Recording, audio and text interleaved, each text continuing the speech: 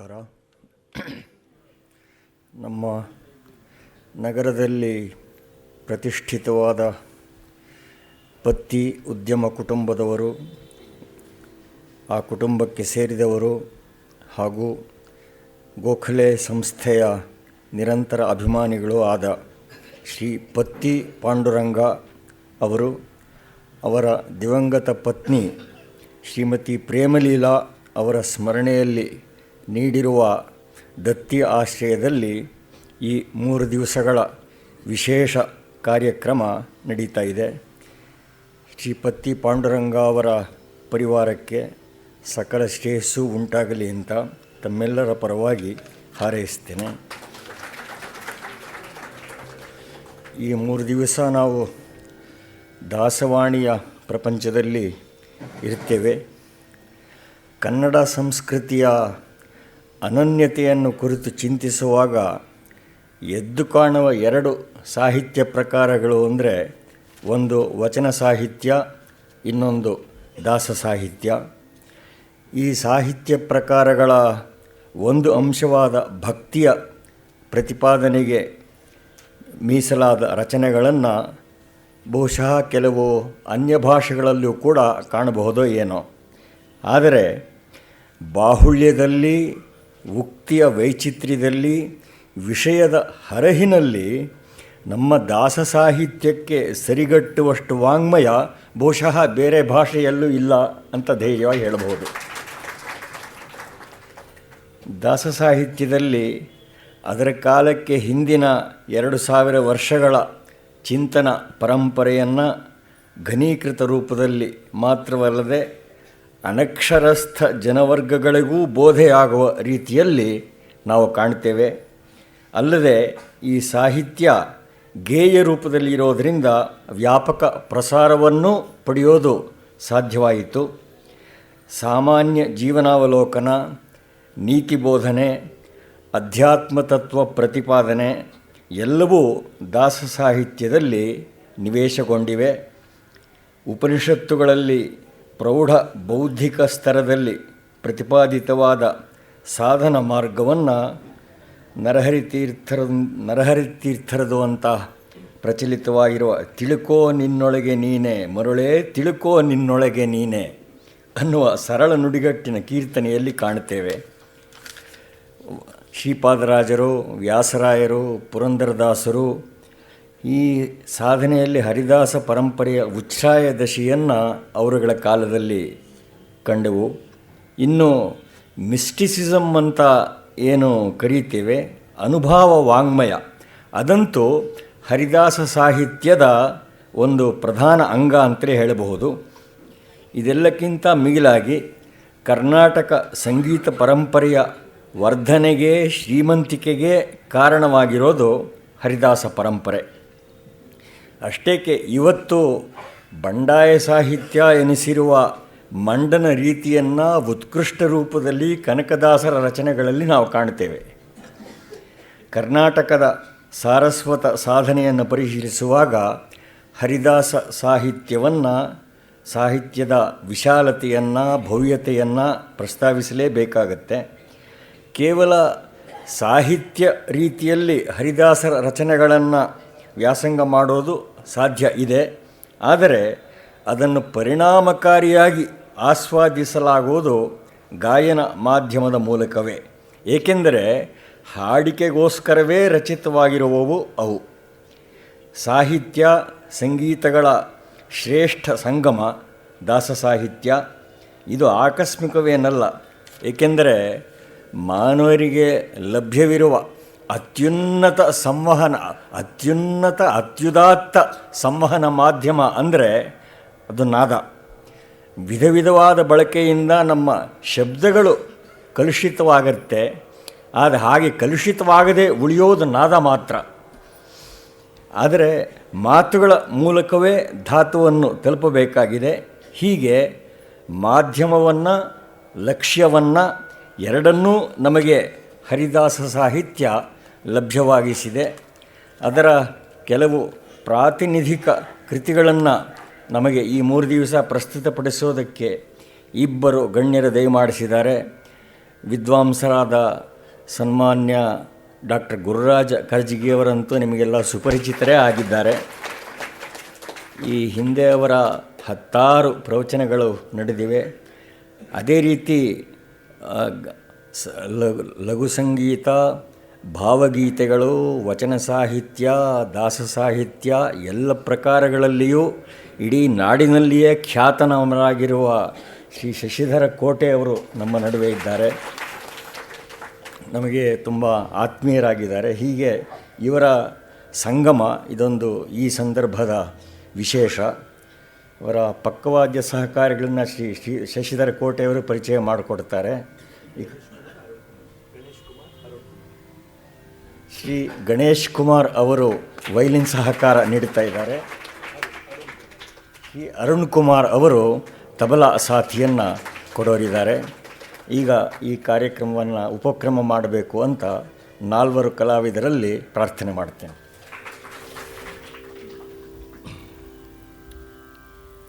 ಎಲ್ಲ ಸಹೃದಯರಲ್ಲಿ ನಮಸ್ಕಾರ. ಇದು ಒಂದು ವಿಶೇಷ ಕಾರ್ಯಕ್ರಮ. ನಾನು ಮಾರ್ಚಲ್ಲಿ ಬರೋದಿತ್ತು. ರಾಮು ಹೇಳಿದ್ರು ಅಂತರ ಭಾಳ ಜಾಸ್ತಿ ಆಯಿತು, ನಡುವಂತ ಏನಾದರೂ ಆಗಬಹುದೇ 3 ದಿವಸ ಅಂತ. ತಕ್ಷಣ ಅಂದ್ಕೊಂಡ್ವಿ ಇದೊಂದು ಹೊಸ ಕಾರ್ಯಕ್ರಮ ಮಾಡಬಹುದಾ ಅಂತ. ದಾಸವಾಣಿ ಕಾರ್ಯಕ್ರಮ ಮಾಡೋಣ, ಜೊತೆಗೆ ನಮ್ಮ ನಾಡಿನ ಉದ್ದಾಮ ಗಾಯಕರಾದಂಥ ವಿದ್ವಾನ್ ಶಶಿಧರ್ ಕೋಟೆಯವರಿದ್ದಾರೆ. ಜೊತೆಗೆ ಮಾತು ತಪ್ಪಿದರೂ ಸಂಗೀತ ಅದನ್ನು ಮರೆಸಿಬಿಡುತ್ತೆ.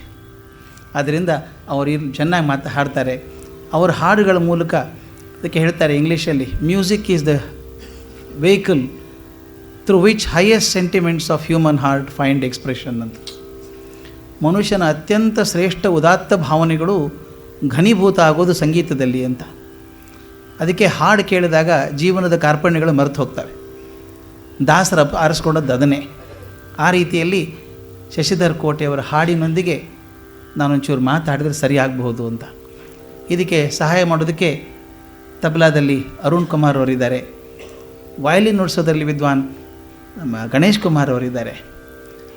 ಅವನ ಜೊತೆ ಹೊಂದ್ಕೊಂಡ್ಬಿಟ್ಟಿದ್ವಿ 4 ಜನ ನಾವು.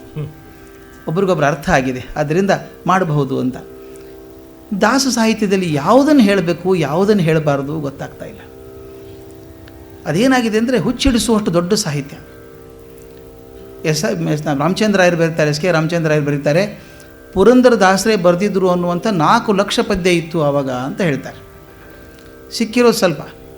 ಅದೇ ರೀತಿ ಎಲ್ಲ ದಾಸರ ಪದಗಳನ್ನು ಆರಿಸ್ತಾ ಹೋದರೆ ಎಷ್ಟು ಅಂತ ಹೇಳೋದು. ಈಗ ನಾವಿಬ್ಬರೇ ಜೊತೆಯಾಗಿ ಸುಮಾರು ಒಂದು 275 280 ಆಗಿರಬೇಕು ಅನಿಸುತ್ತೆ. 3 ದಿವಸದಲ್ಲಿ ಹೇಳೋದು ಹೇಗೆ ಅಂತ ವಿಚಾರ ಮಾಡಿದಾಗ ಅಂದ್ಕೊಂಡ್ವಿ 3 ಭಾಗ ಮಾಡಿಕೊಂಡ್ರೆ ಸರಿ ಅಂತ. ಆ ಭಾಗವ ನಂತರ ಕೊನೆಗೆ ಬರ್ತೇನೆ. ದಾಸ ಸಾಹಿತ್ಯದ ಬಗ್ಗೆ 1-2 ಮಾತು ಹೇಳಬೇಕು.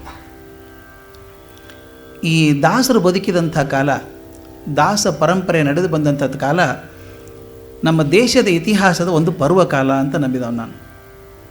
ನೋಡಿ ಎಷ್ಟು ಚೆನ್ನಾಗಿದೆ.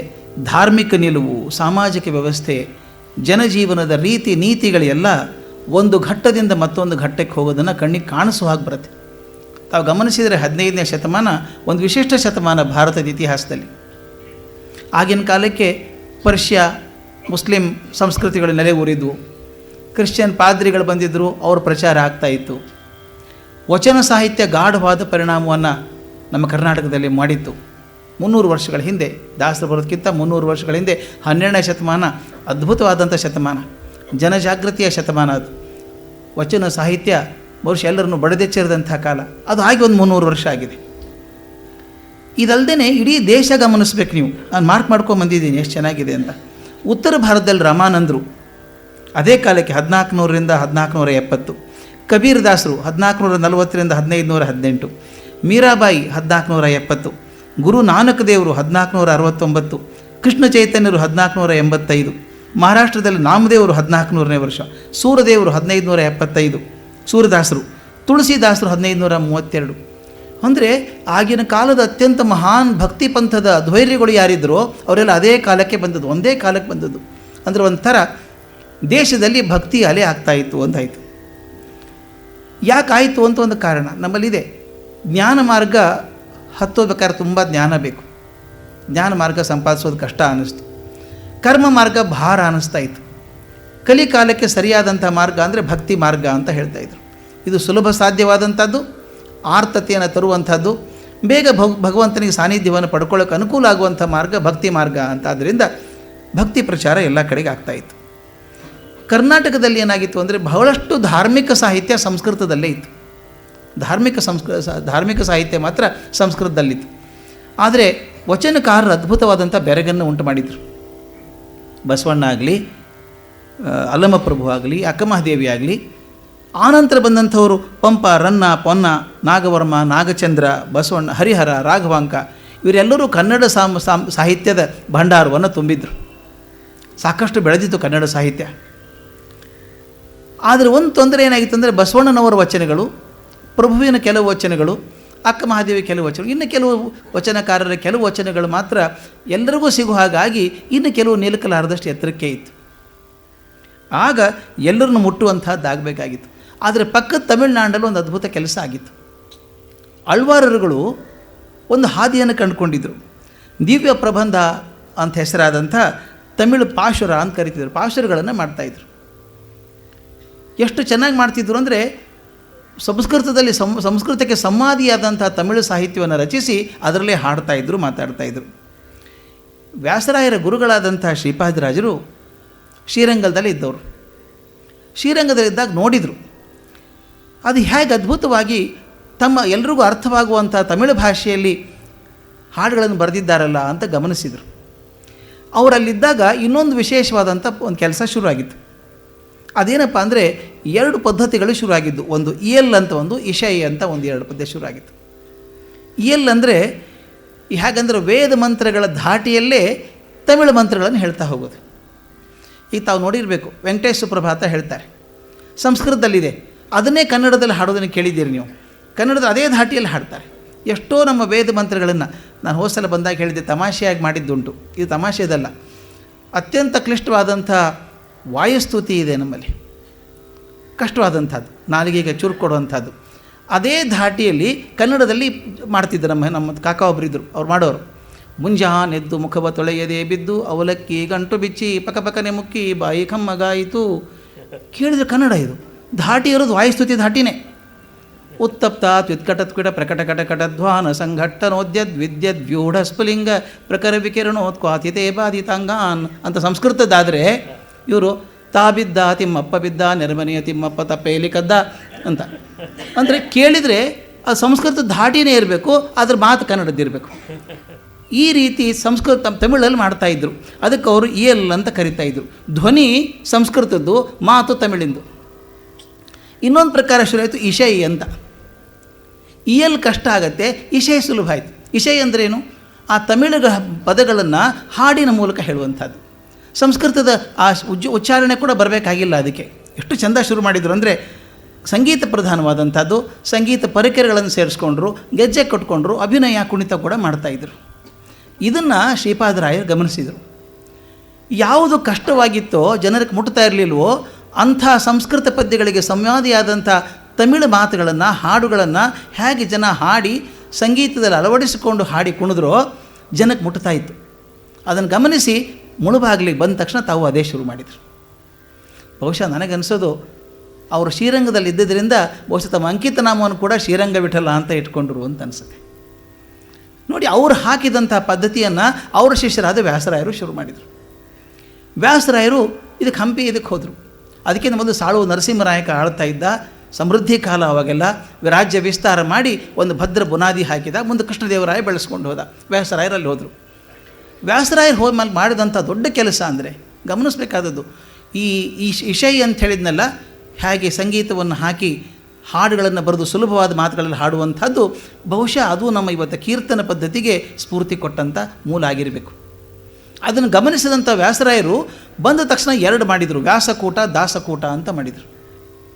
ವ್ಯಾಸಕೂಟ ಅಂದರೆ ಅವರೆಲ್ಲ ಸಂಸ್ಕೃತ ಸಾಹಿತ್ಯವನ್ನು ಓದ್ಕೊಂಡವರು, ತಮ್ಮ ಪರಿಶ್ರಮ ಮಾಡಿ ವೇದ ಉಪನಿಷತ್ತುಗಳನ್ನು ಓದ್ಕೊಂಡಂಥವರು, ಅವರು ಮಠದಲ್ಲಿರುವಂಥವ್ರು.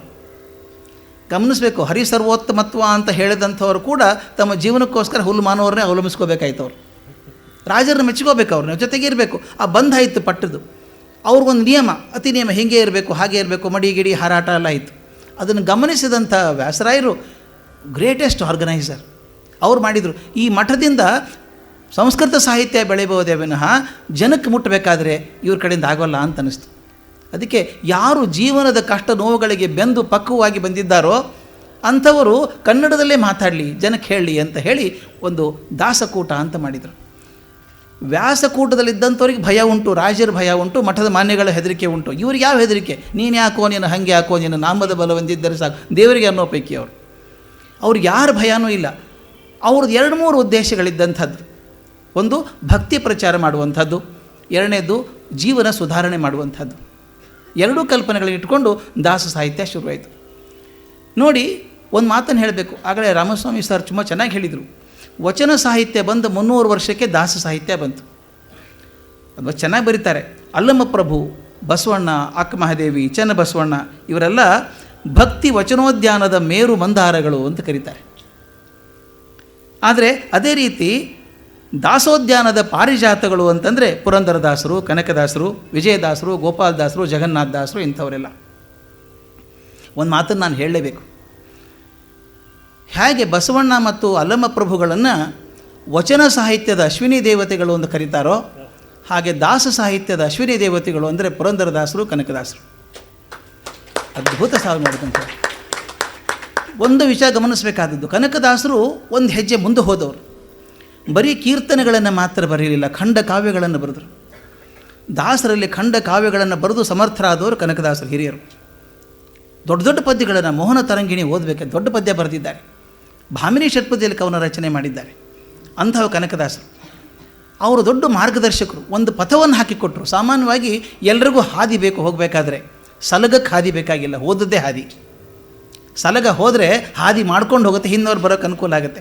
ಹಾಗೆ ಸಲಗದ ಥರ ಹೋದವರು ಪುರಂದರದಾಸರು, ಕನಕದಾಸರು. ಅವರು ಒಂದು ಪದ್ಧತಿಯನ್ನು ಹಾಕ್ಕೊಂಡು ಒಂದಕ್ಕೆ ಕಟ್ಟು ಬೀಳಲಿಲ್ಲ.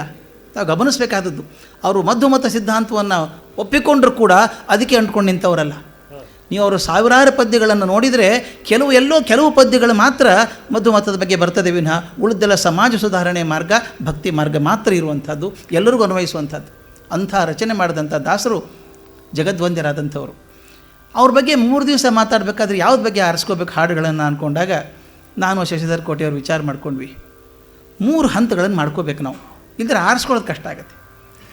ಮೊದಲನೇ ದಿವಸ ಭಕ್ತಿ ಅಂತ ತಗೊಳ್ಳೋಣ, 2ನೇ ಸಮಾಜ ಸುಧಾರಣೆ ತಗೊಳ್ಳೋಣ, 3ನೇದು ಬೆಡಗಿನ ಪದ್ಯಗಳು ಅಂದರೆ ಆಧ್ಯಾತ್ಮಿಕ ಪದ್ಯಗಳು. ಮೇಲ್ನೋಟಕ್ಕೊಂಥರ ಬೇರೆ ಇರುತ್ತೆ, ಒಳಗಿನ ಅರ್ಥವೇ ಬೇರೆ. ಕೆಲವೊಂದು ಪದ್ಯ ನೋಡ್ಬೇಕಾದ್ರೆ ನನಗೆ ಗಾಬರಿ ಆಗ್ತಾಯಿತ್ತು. ಮೇಲ್ನೋಟಕ್ಕೆ ಅರ್ಥ ತುಂಬ ಸುಲಭ ಅನಿಸುತ್ತೆ, ಒಳಗಡೆ ಇಳಿದ್ರೆ ಉಪನಿಷತ್ತನ್ನು ಕಡಿದು ನವನೀತ ಇಟ್ಬಿಟ್ಟಿದ್ದಾರೆ ಮೇಲೆ, ಅಷ್ಟು ಚೆನ್ನಾಗಿ ಮಾಡಿದ್ದಾರೆ. ಆ 3 ಹಂತಗಳಲ್ಲಿ ಮಾಡಬೇಕು ಅಂತ. ಮೊದಲನೇದು ಭಕ್ತಿ ಮಾರ್ಗ. 4 ಥರದ ಭಕ್ತಿಗಳನ್ನ ಆರಿಸ್ಕೊಂಡಿದ್ದೆ. ಒಂದು ಗಣಪತಿನ ಹೇಳಬೇಕು ಮೊದಲು, ಎಲ್ಲದಕ್ಕೂ ಗಣನಾಯಕನ ಮಾಡೇ ಶುರು ಮಾಡಬೇಕು ನಾವು. ಅದೇ ಗಣಪತಿ ಹಾಡನ್ನು ಹೇಳಬೇಕು. ಆ ನಂತರ ಅತ್ಯಂತ ಜಗದ್ವಂದ್ಯನಾದಂಥ ಶ್ರೀಹರಿಯ ವರ್ಣನೆ ಮಾಡುವಂಥ, ಶ್ರೀಹರಿಯ ಬಗ್ಗೆ ಭಕ್ತಿಯನ್ನು ತೋರಿಸುವಂಥ 2ನೇದು. 3ನೇದು ಅವ್ರಿಗೆ ಅತ್ಯಂತ ಮೆಚ್ಚುಗೆಯ ದೇವರಾದಂಥ, ಒಂದು ರೀತಿ ಕುಲದೈವವಾದಂಥ ನರಸಿಂಹನ ಬಗ್ಗೆ ಒಂದು ಭಕ್ತಿ. ಕೊನೆಯದು ಗುರುಭಕ್ತಿ. ಈ 4ಗಳನ್ನು ಆರಿಸ್ಕೊಂಡಿದ್ದೇವೆ. ಮೊದಲು ನಾವು ಪ್ರಾರಂಭ ಮಾಡಬೇಕು ಅಂದ್ಕೊಂಡದ್ದು ಕನಕದಾಸರ ರಚಿತವಾದಂಥ ಅದ್ಭುತವಾದಂಥ ಒಂದು ಗಣಪತಿ ಹಾಡು. ನಮ್ಮಮ್ಮ ಶಾರದೆ ಉಮಾ ಮಹೇಶ್ವರಿ ಕೋಟೆಯವ್ರ ಬಾಯಿಂದ ಕೇಳೋಣ.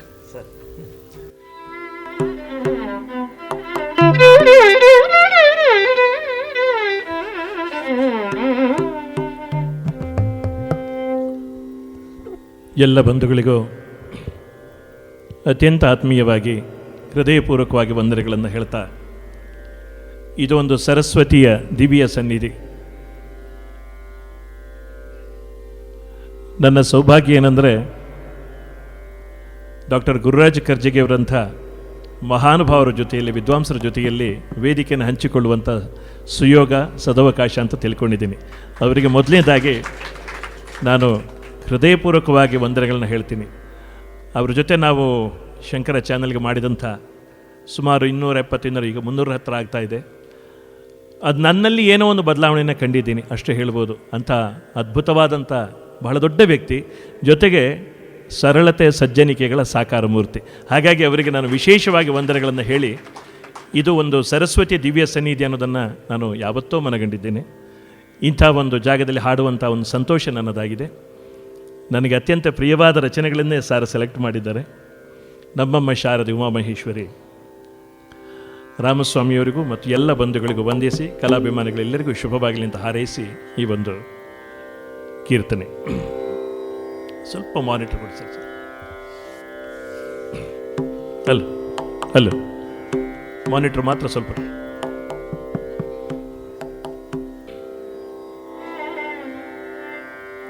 ಗಬಸಾ ನಿರಿಗರಿ ಬಗ್ಗ ಗಪರೇ ರಿಗಪಗಾರಿ ಸನಿ ಗರಿ ಗರಿ ಪಗಾರಿ ನಿರಿಗರಿ ನಿಪಸ.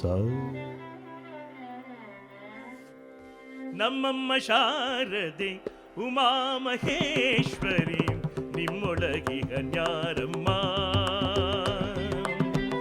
ನಮ್ಮಮ್ಮ ಶಾರದೆ ಉಮಾಮಹೇಶ್ವರಿ ನಮ್ಮಮ್ಮ ಶಾರದೆ ಉಮಾಮಹೇಶ್ವರಿ ನಿಮ್ಮೊಳಗಿಗ ನ್ಯಾರಮ್ಮ.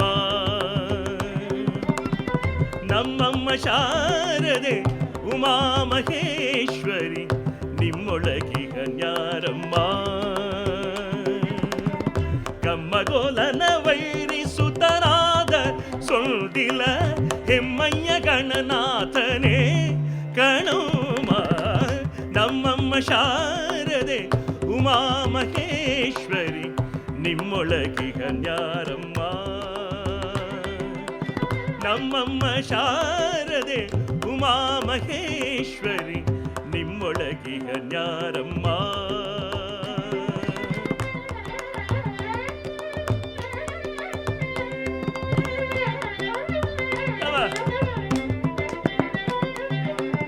ಮೋರೆ ಕಪ್ಪಿನ ಭಾವ ಮೊರದಗಲದ ಕಿವಿ ಕೋರೆದಾಡೆಯ ನ್ಯಾರಮ್ಮ. ಮೋರೆ ಕಪ್ಪಿನ ಭಾವ ಮೊರದಗಲದ ಕಿವಿ ಕೋರೆದಾಡೆಯವ ನ್ಯಾರಮ್ಮ. ಮೋರೆ ಕಪ್ಪಿನ ಭಾವ ಮೊರದಗಲದ ಕಿವಿ ಕೋರೆದಾಡೆಯ ನ್ಯಾರಮ್ಮ. ಮೂರು ಕಣ್ಣನ ಸುತ ಮುರಿದಿಟ್ಟ ಚಂದ್ರನ ಆ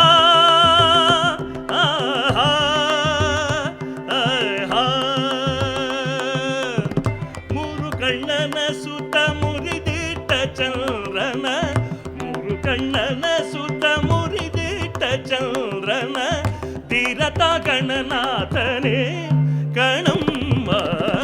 ನಮ್ಮಮ್ಮ ಶಾರದೆ ಉಮಾಮಹೇಶ್ವರಿ ನಮ್ಮಮ್ಮ ಶಾರದೆ ಉಮಾಮಹೇಶ್ವರಿ ನಿಮ್ಮೊಳಗಿಗ ನ್ಯಾರಮ್ಮ.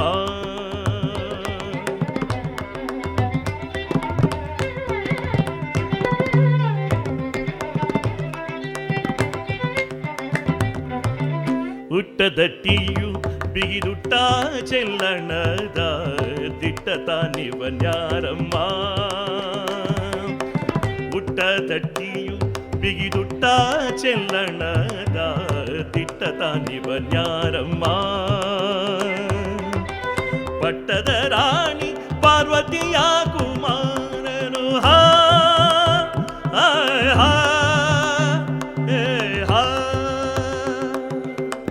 ಪಟ್ಟದ ರಾಣಿ ಪಾರ್ವತಿಯ ಕುಮಾರನು ಹೊಟ್ಟೆಯ ಗಣನಾಥನೇ ಕಣಮ್ಮ. ನಮ್ಮಮ್ಮ ಶಾರದೆ ಉಮಾಮಹೇಶ್ವರಿ ನಿಮ್ಮೊಳಗಿಗ ನ್ಯಾರಮ್ಮ.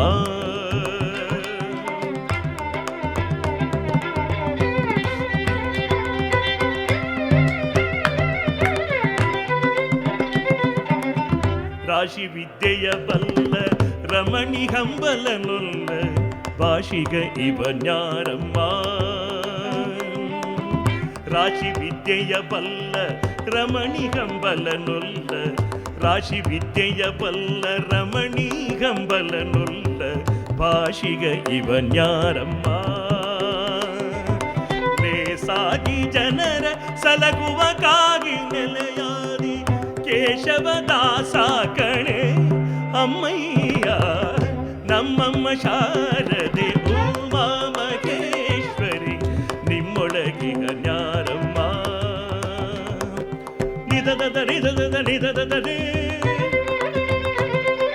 ಸರಿ ನಿಧ ನಿಧದ ಪನಿ ನಿರಿ ಸ ರಿ ಗ ಗ ರಿ ರಿ ಗ ಗ ಪ ಗ ರಿ ಗ ಗ ಗ ನಿಜದ ನಿಜದ ನಿಜದ ನಿ ಗ ರಿ ರಿ ಗ ಗ ರಿ ಸ ರಿ ನಿ ಸ ಪ ನಿ ನಿ ಸ ಗ ರಿ ಸ ಪ ಪ ಪ ಪ ಗ ಪ ಗ ರಿ ಗ ಪ ಗ ರಿ ನಿ ರಿ ಸ ಪ ಸ ನಿ ಸ ಪ ನಿ ಗ ಪ ರಿ ಗ ಗ ರಿ ಸ ಸ ಸ ದ ಪ ಪ ಪ ಸ ಸ ನಿ ಪ ಗ ರಿ ಸ ಪ ನಿ ಸ ಸ ದ ಪ ಪ ಪ ಸ ನಿ ಪ ಗ ರಿ ಸ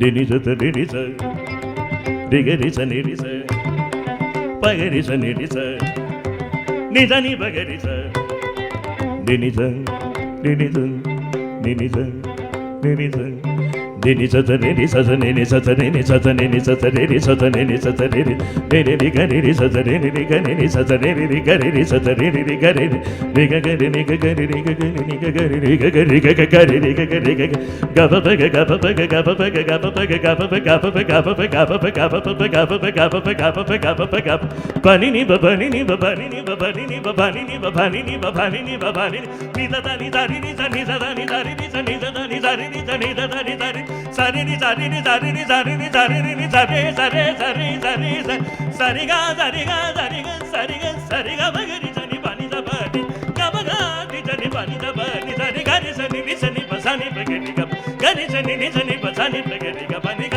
ರಿ ಸ ರಿ ಸ ನಿ ದ ಗ ರಿ ಸ ನಿ ದ ಗ ರಿ ಸ ನಿ ಗ ರಿ ಸ ನಿ ಬ ಗ ರಿ ಸ ನಿ ಬ ಗ ರಿ ಸ ನಿ ಬ ರಿ ಸ ನಿ ಬ ಗ ಸ ನಿ ಗ ಬ ನಿ ರಿ ಸ ನಿ ಸ ನಿ ಬ ನಿ ನಿ ದ ನಿ ಬ ನಿ ನಿ ದ ನಿ ಬ ನಿ ನಿ ನಿ ಸ ತ ತ ನಿ ನಿ ನಿ ಪ ಪ ಪ ಗ ಗ ಗ ರಿ ಸ ನಿ ಬ ಗ ನಿ ದ ನಿ ಬ ಗ ಸ ನಿ ಬ ಗ ರಿ ಸ ನಿ ಗ ಬ ನಿ ಗ ರಿ ಸ ರಿ ಸ ನಿ ದ ಗ ರಿ ಸ ನಿ ದ ಗ ರಿ ಸ ನಿ ಗ ರಿ ಸ ನಿ ಬ ಗ ಗ ರಿ ಸ ನಿ ಗ ರಿ ಸ ನಿ ಬ ನಿ ದ ಸ ನಿ ಗ ಬ ನಿ ನಮ್ಮಮ್ಮ ಶಾರದೆ ಉಮಾ ಮಹೇಶ್ವರಿ ನಿಮ್ಮೊಳಗೆ ಹನ್ಯಾರಮ್ಮ ನಿಮ್ಮೊಳಗೆ ಹನ್ಯಾರಮ್ಮ ನಿಮ್ಮೊಳಗೆ ಹನ್ಯಾರಮ್ಮ.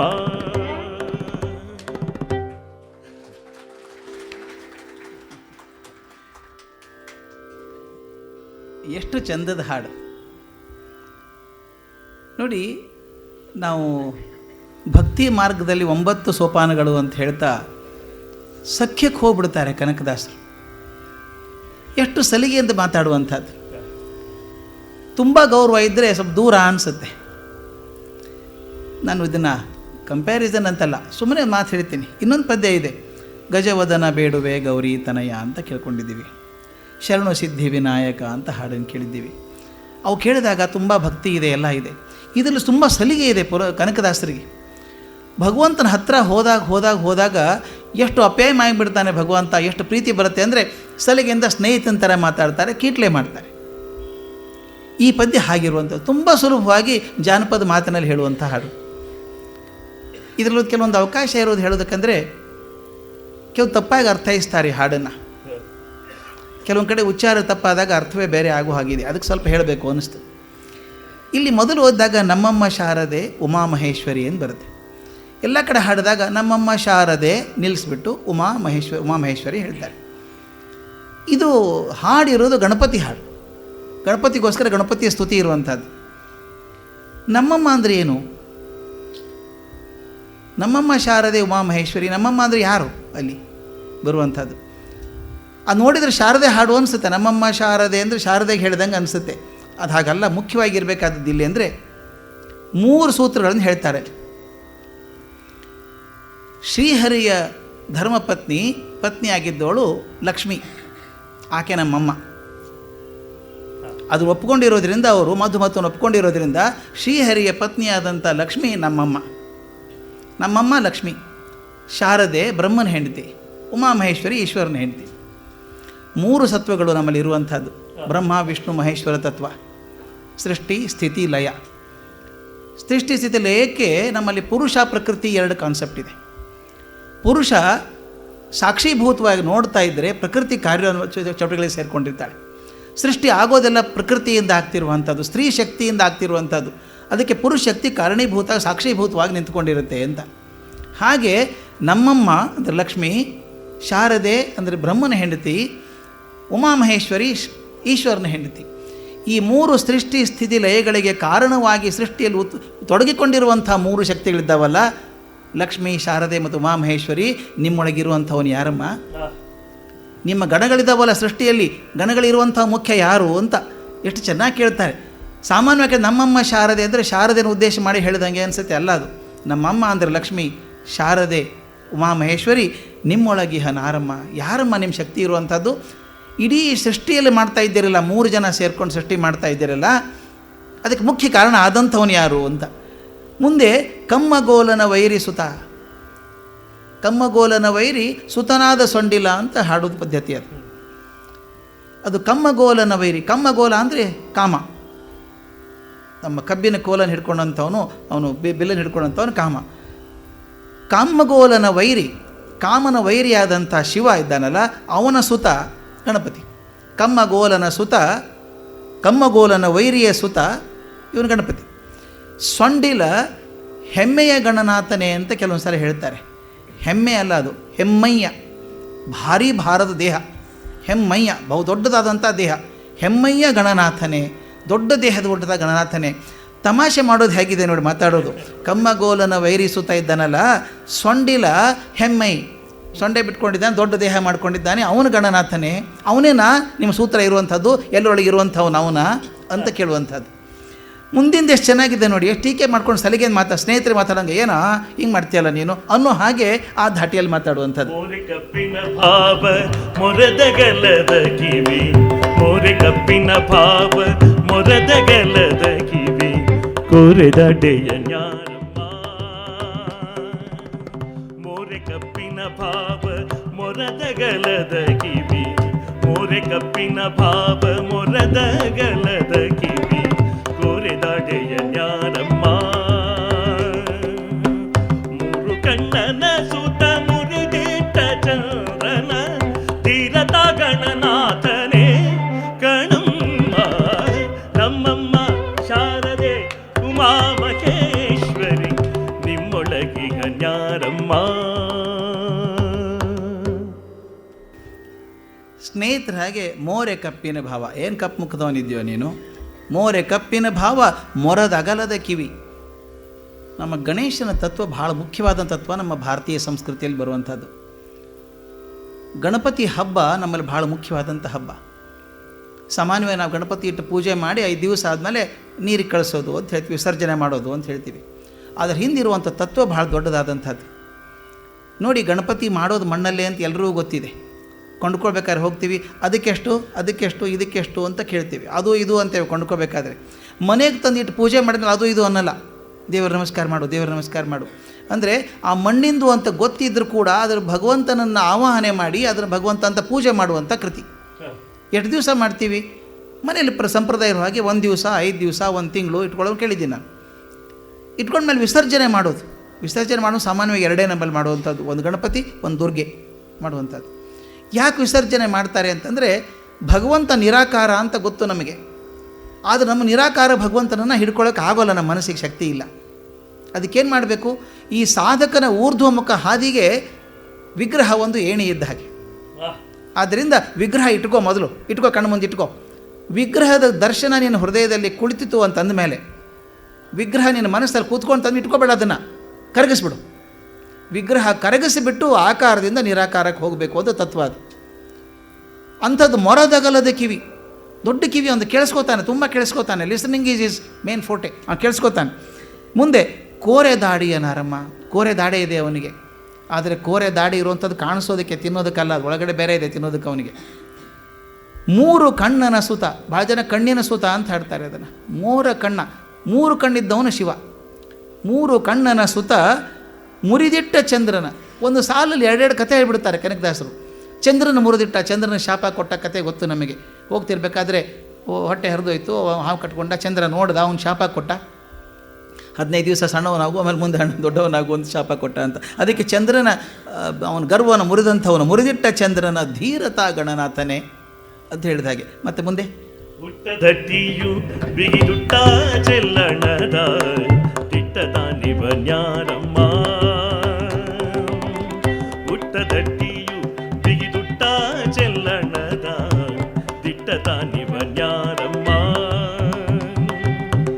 ಪಟ್ಟದ ರಾಣಿ ಪಾರ್ವತಿಯ ಕುಮಾರನು ಆ ಆ, ಆ, ಆ, ಆ.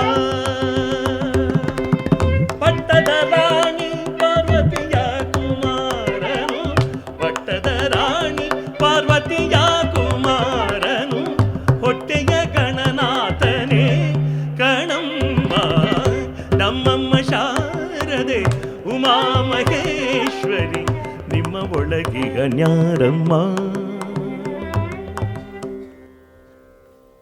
ಸುಲಭ. ಉಟ್ಟ ದಟ್ಟಿಯು ಬಿಗಿದುಟ್ಟ ಚಲ್ಲಣದ. ದಟ್ಟಿ ಸುತ್ತಕೊಂಡಿದ್ದಾನೆ, ಗಟ್ಟಿಯಾದಂಥ ಚಲ್ಲಣ ಹಾಕ್ಕೊಂಡಿದ್ದಾನೆ. ದಿಟ್ಟ ಯಾವನಪ್ಪ ಅವನು, ಎಷ್ಟು ಧೈರ್ಯ ಅವನಿಗೆ ಗೊತ್ತಾ, ಯಾರಿಗೂ ಹೆದರೋನಲ್ಲ ಅವನು.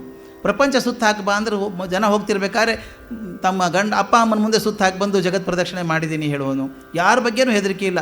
ಶಿವನೇ ಒಳಗೆ ಬಿಡೋದು ಬಿಡೋಲ್ಲ ಅಂತ ಹೇಳಿದಂಥ ಮನುಷ್ಯ. ದಿಟ್ಟ ಯಾವನಮ್ಮ ಅವನು. ಪಟ್ಟದ ರಾಣಿ ಪಾರ್ವತಿಯ ಕುಮಾರನು, ಪಾರ್ವತಿಯ ಮಗ, ಹೊಟ್ಟೆಯ ಗಣನಾಥನೇ, ದೊಡ್ಡ ಹೊಟ್ಟೆ ಅವನಿಗೆ ಅಂತ ಸಾಮಾನ್ಯವಾಗಿ ಹೇಳುವಂಥದ್ದು. ತೃಪ್ತಿ ಸಂತೃಪ್ತಿಯ ಲಕ್ಷಣ ದೊಡ್ಡ ಹೊಟ್ಟೆ ಅಂತ. ಈಗ ಅದು ಆಗಲಿಕ್ಕಿಲ್ಲ, ಅದು ಸ್ವಲ್ಪ ಅನಾರೋಗ್ಯದ ಲಕ್ಷಣ ಆಗ್ತದೆ. ಆದರೆ ಆಗಿನ ಕಾಲಕ್ಕೆ ಸಿಂಬಾಲಿಕ್ಕಾಗಿ ಹೇಳೋದಾದರೆ ದೊಡ್ಡ ಹೊಟ್ಟೆ ಬಹುದೊಡ್ಡ ಜ್ಞಾನದ ಸಂಕೇತ ಅಂತ. ದೊಡ್ಡ ತಲೆ ಮತ್ತು ದೊಡ್ಡ ಹೊಟ್ಟೆ ಅದು ಜ್ಞಾನದ ಸಂಕೇತ ಅಂತ. ಹಾಗಿದ್ದವನು ಮತ್ತು ಅವನು ಏನೇನು ಮಾಡಿದ್ದಾನೆ ಅಂತ. ರಾಶಿ ವಿದ್ಯೆಯ ಬಲ್ಲ ರಮಣಿಗಂಬಲ ನೊಲ್ಲ ಭಾಷಿಗ ಇವನ್ಯಾರಮ್ಮ ರಾಶಿ ವಿದ್ಯೆಯ ಬಲ್ಲ ರಮಣಿಗಂಬಲ ನೊಲ್ಲ ಭಾಷಿಗ ಇವನ್ಯಾರಮ್ಮ ಲೇಸಾಗಿ ಜನರ ಸಲಗುವ ಕಾಗಿ ನೆಲೆಯಾದಿ ಕೇಶವದಾಸ ಕಣೆ ಅಮ್ಮಯ್ಯ ನಮ್ಮಮ್ಮ ಶಾರದೆ ಉಮಾ ಮಹೇಶ್ವರಿ ನಿಮ್ಮ ಒಳಗಿಗ ನ್ಯಾರಮ್ಮ ಕಮ್ಮಗೋಲನ ವೈರಿಸುತನಾದ ಸೊಂಡಿಲ ಹೆಮ್ಮಯ್ಯ ಗಣನಾಥನೇ ಕಣಮ್ಮ ನಮ್ಮಮ್ಮ ಶಾರದೆ ಉಮಾ ಮಹೇಶ್ವರಿ ನಿಮ್ಮೊಳಗಿಗ ನ್ಯಾರಮ್ಮ ನಿಮ್ಮೊಳಗಿಗ ನ್ಯಾರಮ್ಮ ನಿಮ್ಮೊಳಗಿಗ ನ್ಯಾರಮ್ಮ. ಅವನಿಗೆ ಎಷ್ಟು ಜ್ಞಾನ ಅಂದರೆ ರಾಶಿ ಹೇಳೋ ಜಾನಪದ ಧಾಟಿ ಹೇಳೋ ರೀತಿ ನೋಡಿ. ರಾಶಿ ವಿದ್ಯೆಯ ಬಲ್ಲ, ಒಂದಲ್ಲ ಎಷ್ಟೋ ರಾಶಿ ರಾಶಿ ವಿದ್ಯೆಗಳು ಅವನು ಕೂತ್ಕೊಂಡಿದೆ. ರಾಶಿ ವಿದ್ಯೆಯ ಬಲ್ಲ ರಮಣಿ ಹಂಬಲನಲ್ಲ, ಸ್ತ್ರೀ ಆಸೆ ಅವನಿಗಿಲ್ಲ ಅಂತ ಹೇಳಿ ಭಾಷೆ ತಗೊಂಡಿದ್ದಾನೆ ಅಂತ. ಚೆನ್ನಾಗಿದೆ ನೋಡಿ. ರಾಶಿ ವಿದ್ಯೆಯನ್ನು ಬಲ್ಲಂಥವನು ರಮಣಿ ಹಂಬಲನೊಲ್ಲೆ ಅಂತ ಭಾಷೆಗನಿವರು ಯಾರಮ್ಮ. ಭಾಷೆ ತಗೊಂಡವನು ಯಾರು? ಲೇಸಾಗಿ ಜನರ ಸಲಹುವ ಕಾಗಿನೆಲೆ ಆದಿಕೇಶವನ ದಾಸ ಕಣೆ. ಆದಿಕೇಶವನ ದಾಸ ಈ ಗಣಪತಿ ಅಂತ ಹೇಳಿ ಗಣಪತಿ ಸ್ತೋತ್ರವನ್ನು ಅತ್ಯಂತ ಜಾನಪದ ಶೈಲಿಯಲ್ಲಿ ಮಾಡಿ ಈ ಶಕ್ತಿ ಕನಕದಾಸರಿಗಿತ್ತು. ಜಾನಪದ ಧಾಟಿಯಲ್ಲೂ ಹೇಳಬಲ್ಲರು, ಕ್ಲಿಷ್ಟವಾದಂಥ ಭಾಷೆಯಲ್ಲೂ ಕೂಡ ಹೇಳಬಲ್ಲರು. ಎರಡು ಬಲ್ಲಿ ಸಮರ್ಥರಾಗಿದ್ದಂಥವ್ರು. ಕೆಲವು ಪದ್ಯಗಳ ಮುಂದೆ ನೋಡ್ತಾ ಬರ್ತೀವಿ, ನಾಳೆ ನಾಡಿದ್ರೊಳಗೆ ನೋಡಿದಾಗ ಕೆಲವು ಕನಕದಾಸರ ಪದ್ಯಗಳನ್ನು ಅರ್ಥ ಮಾಡದೇನೆ ಅರ್ಥವೇ ಆಗಲ್ಲ, ಅಷ್ಟು ಅದ್ಭುತವಾದಂಥ ಪದ್ಯಗಳನ್ನು ಬರೆದಿದ್ದಾರೆ. ಸೊಗಸಾಗಿರುವಂಥ ಮೊದಲನೇ ಹಾಡು ಗಣಪತಿ ಸ್ತೋತ್ರ ಹೀಗಿರಲಿ ಅಂತ ಆರಿಸ್ಕೊಂಡಿದ್ವಿ. ಇದಾದ ನಂತರ ಅವರಿಗೆ ಮೆಚ್ಚಾದಂಥ ಭಗವಂತನ ಭಕ್ತಿಯ ಬಗ್ಗೆ ಹೇಳ್ತಾರೆ. ಇದು ನನಗೆ ಅತ್ಯಂತ ಇಷ್ಟವಾದಂಥ ಹಾಡು, ಇದು ಆರಿಸ್ಕೊಂಡದ್ದು.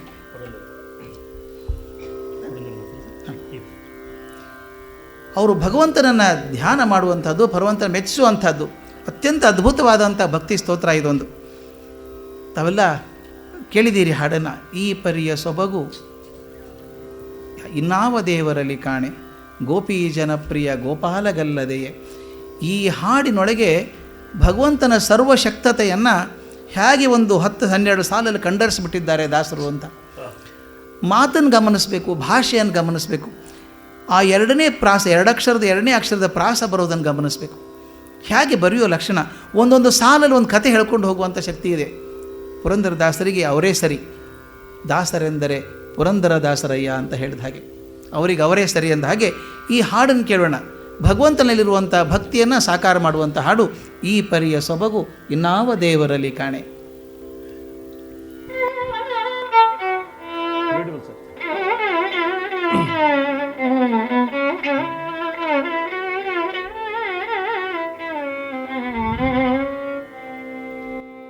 ಮಗ ಮದ ನಿಜ ನಿಜ ನಿಧ ಮದ ಮಗ ಗಮದ ಗಮ ಗರಿಸನೆ ದ ನಿರಿ ಗಮ ದ ಮಗ ಮಗ ನಿ ಸ. ಈ ಪರಿಯ ಸೊಬಗು ಇನ್ನಾವ ದೇವರಲ್ಲಿ ಕಾಣೆ. ಗೋಪಿ ಜನಪ್ರಿಯ ಗೋಪಾಲಗಲ್ಲದೆ ಈ ಪರಿಯ ಸೊಬಗು ಇನ್ನಾವ ದೇವರಲ್ಲಿ ಕಾಣೆ. ಈ ಪರಿಯ ಸೊಬಗು ಇನ್ನಾವ ದೇವರಲ್ಲಿ ಕಾಣೆ. ಈ ಪರಿಯ ಸೊಬಗು ಇನ್ನಾವ ದೇವರಲ್ಲಿ ಕಾಣೆ. ಗೋಪಿ ಜನಪ್ರಿಯ ಗೋಪಾಲಗಲ್ಲದೆ ಈ ಪರಿಯ ಸೊಬಗು ಇನ್ನಾವ ದೇವರಲ್ಲಿ ಕಾಣೆ. ಈ ಪರಿಯ ಸೊಬಗು ಇನ್ನಾವ ದೇವರಲ್ಲಿ ಕಾಣೆ. ಗೋಪಿ ಜನಪ್ರಿಯ ಗೋಪಾಲಗಲ್ಲದೆ.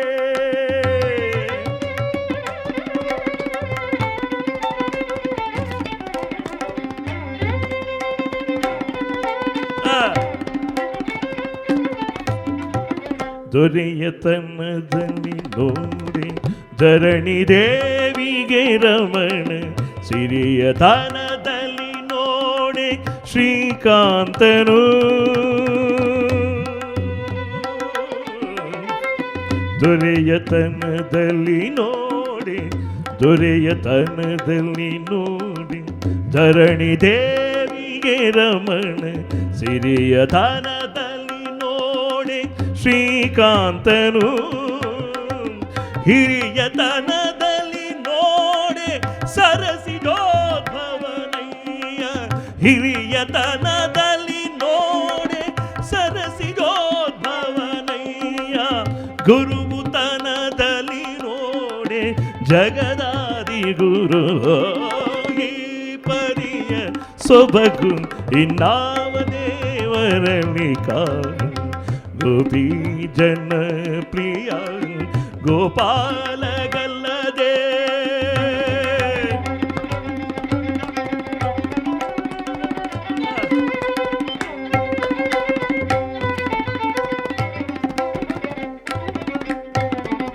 ಪಾವನತ್ವದಿ ನೋಡಿ ಅಮರ ಗಂಗಾ ಜನಕ.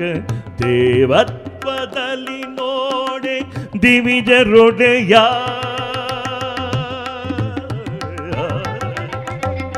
ಮಗ ಮದ ನಿಧ ನಿಧ ನಿಧ ನಿಧ ನಿಧ ಮಗ ಮದ ನಿಧ ನಿಧ ನಿಧ ನಿಧ ಸರಿದ ನಿಧ ಧರಿದ.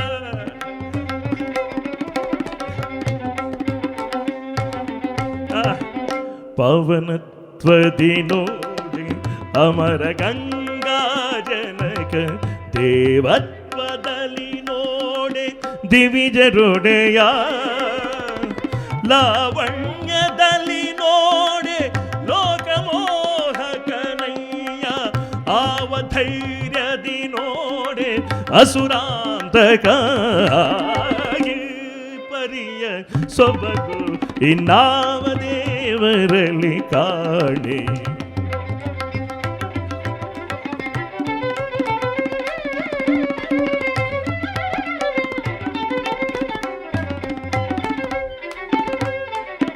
ಗಗನದಲ್ಲಿ ಸಂಚರಿಪ ಗಗನದಲ್ಲಿ ಸಂಚರಿಪ ಗಗನದಲ್ಲಿ ಸಂಚರಿಪ ಗರುಡ ದೇವನೇ ತುರಗ. ಗಗನದಲ್ಲಿ ಸಂಚರಿಪ ಗಗನದಲ್ಲಿ ಗಗನದಲ್ಲಿ ಗಗನದಲ್ಲಿ ಗಗನದಲ್ಲಿ ಗಗನದಲ್ಲಿ ಸಂಚರಿಪ ಗರುಡ ದೇವನೇ ತುರಗ. ಜಗದೀಧರ ಶೇಷ ಪರ್ಯಂಕ ಶಯನ. ಗೋವಿಂದ.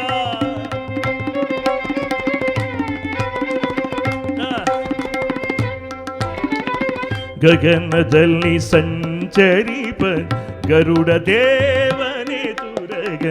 ಜಗದೀಧರ ಶೇಷ ಪರ್ಯಂಕ ಶಯನ. ನಿಗಮ ಗೋಚರ ವಿಠಲಗಲ್ಲದೆ ನಿಗಮ ಗೋಚರ ಪುರಂದರ ವಿಠಲಗಲ್ಲದೆ ಮಿಗಿಲಾದ ದೈವಗಳಿಗೆ ಭಾಗ್ಯ ಉಂಡೆ ಪರಿಯ ಸೊಬಗು ನಿಗಮ ಗೋಚರ ಪುರಂದರ ವಿಠಲಗಲ್ಲದೆ ಮಿಗಿಲಾದ ದೈವಗಳಿಗೆ ಭಾಗ್ಯ ಉಂಟೆ ಪರಿಯ ಸೊಬಗು ಇನ್ನಾವ ದೇವರಲ್ಲಿ ಕಾಣೆ ಈ ಪರಿಯ ಸೊಬಗು ಇನ್ನಾವ ದೇವರಲ್ಲಿ ಕಾಣೆ ಸಾನೇರ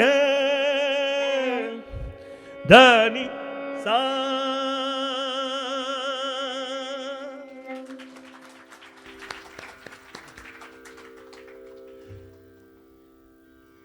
ಈ ಪರಿಯ ಸೊಬಗನ್ನು ಕಾಣಿಸೋ ಸಾಧ್ಯ ಇಲ್ಲ.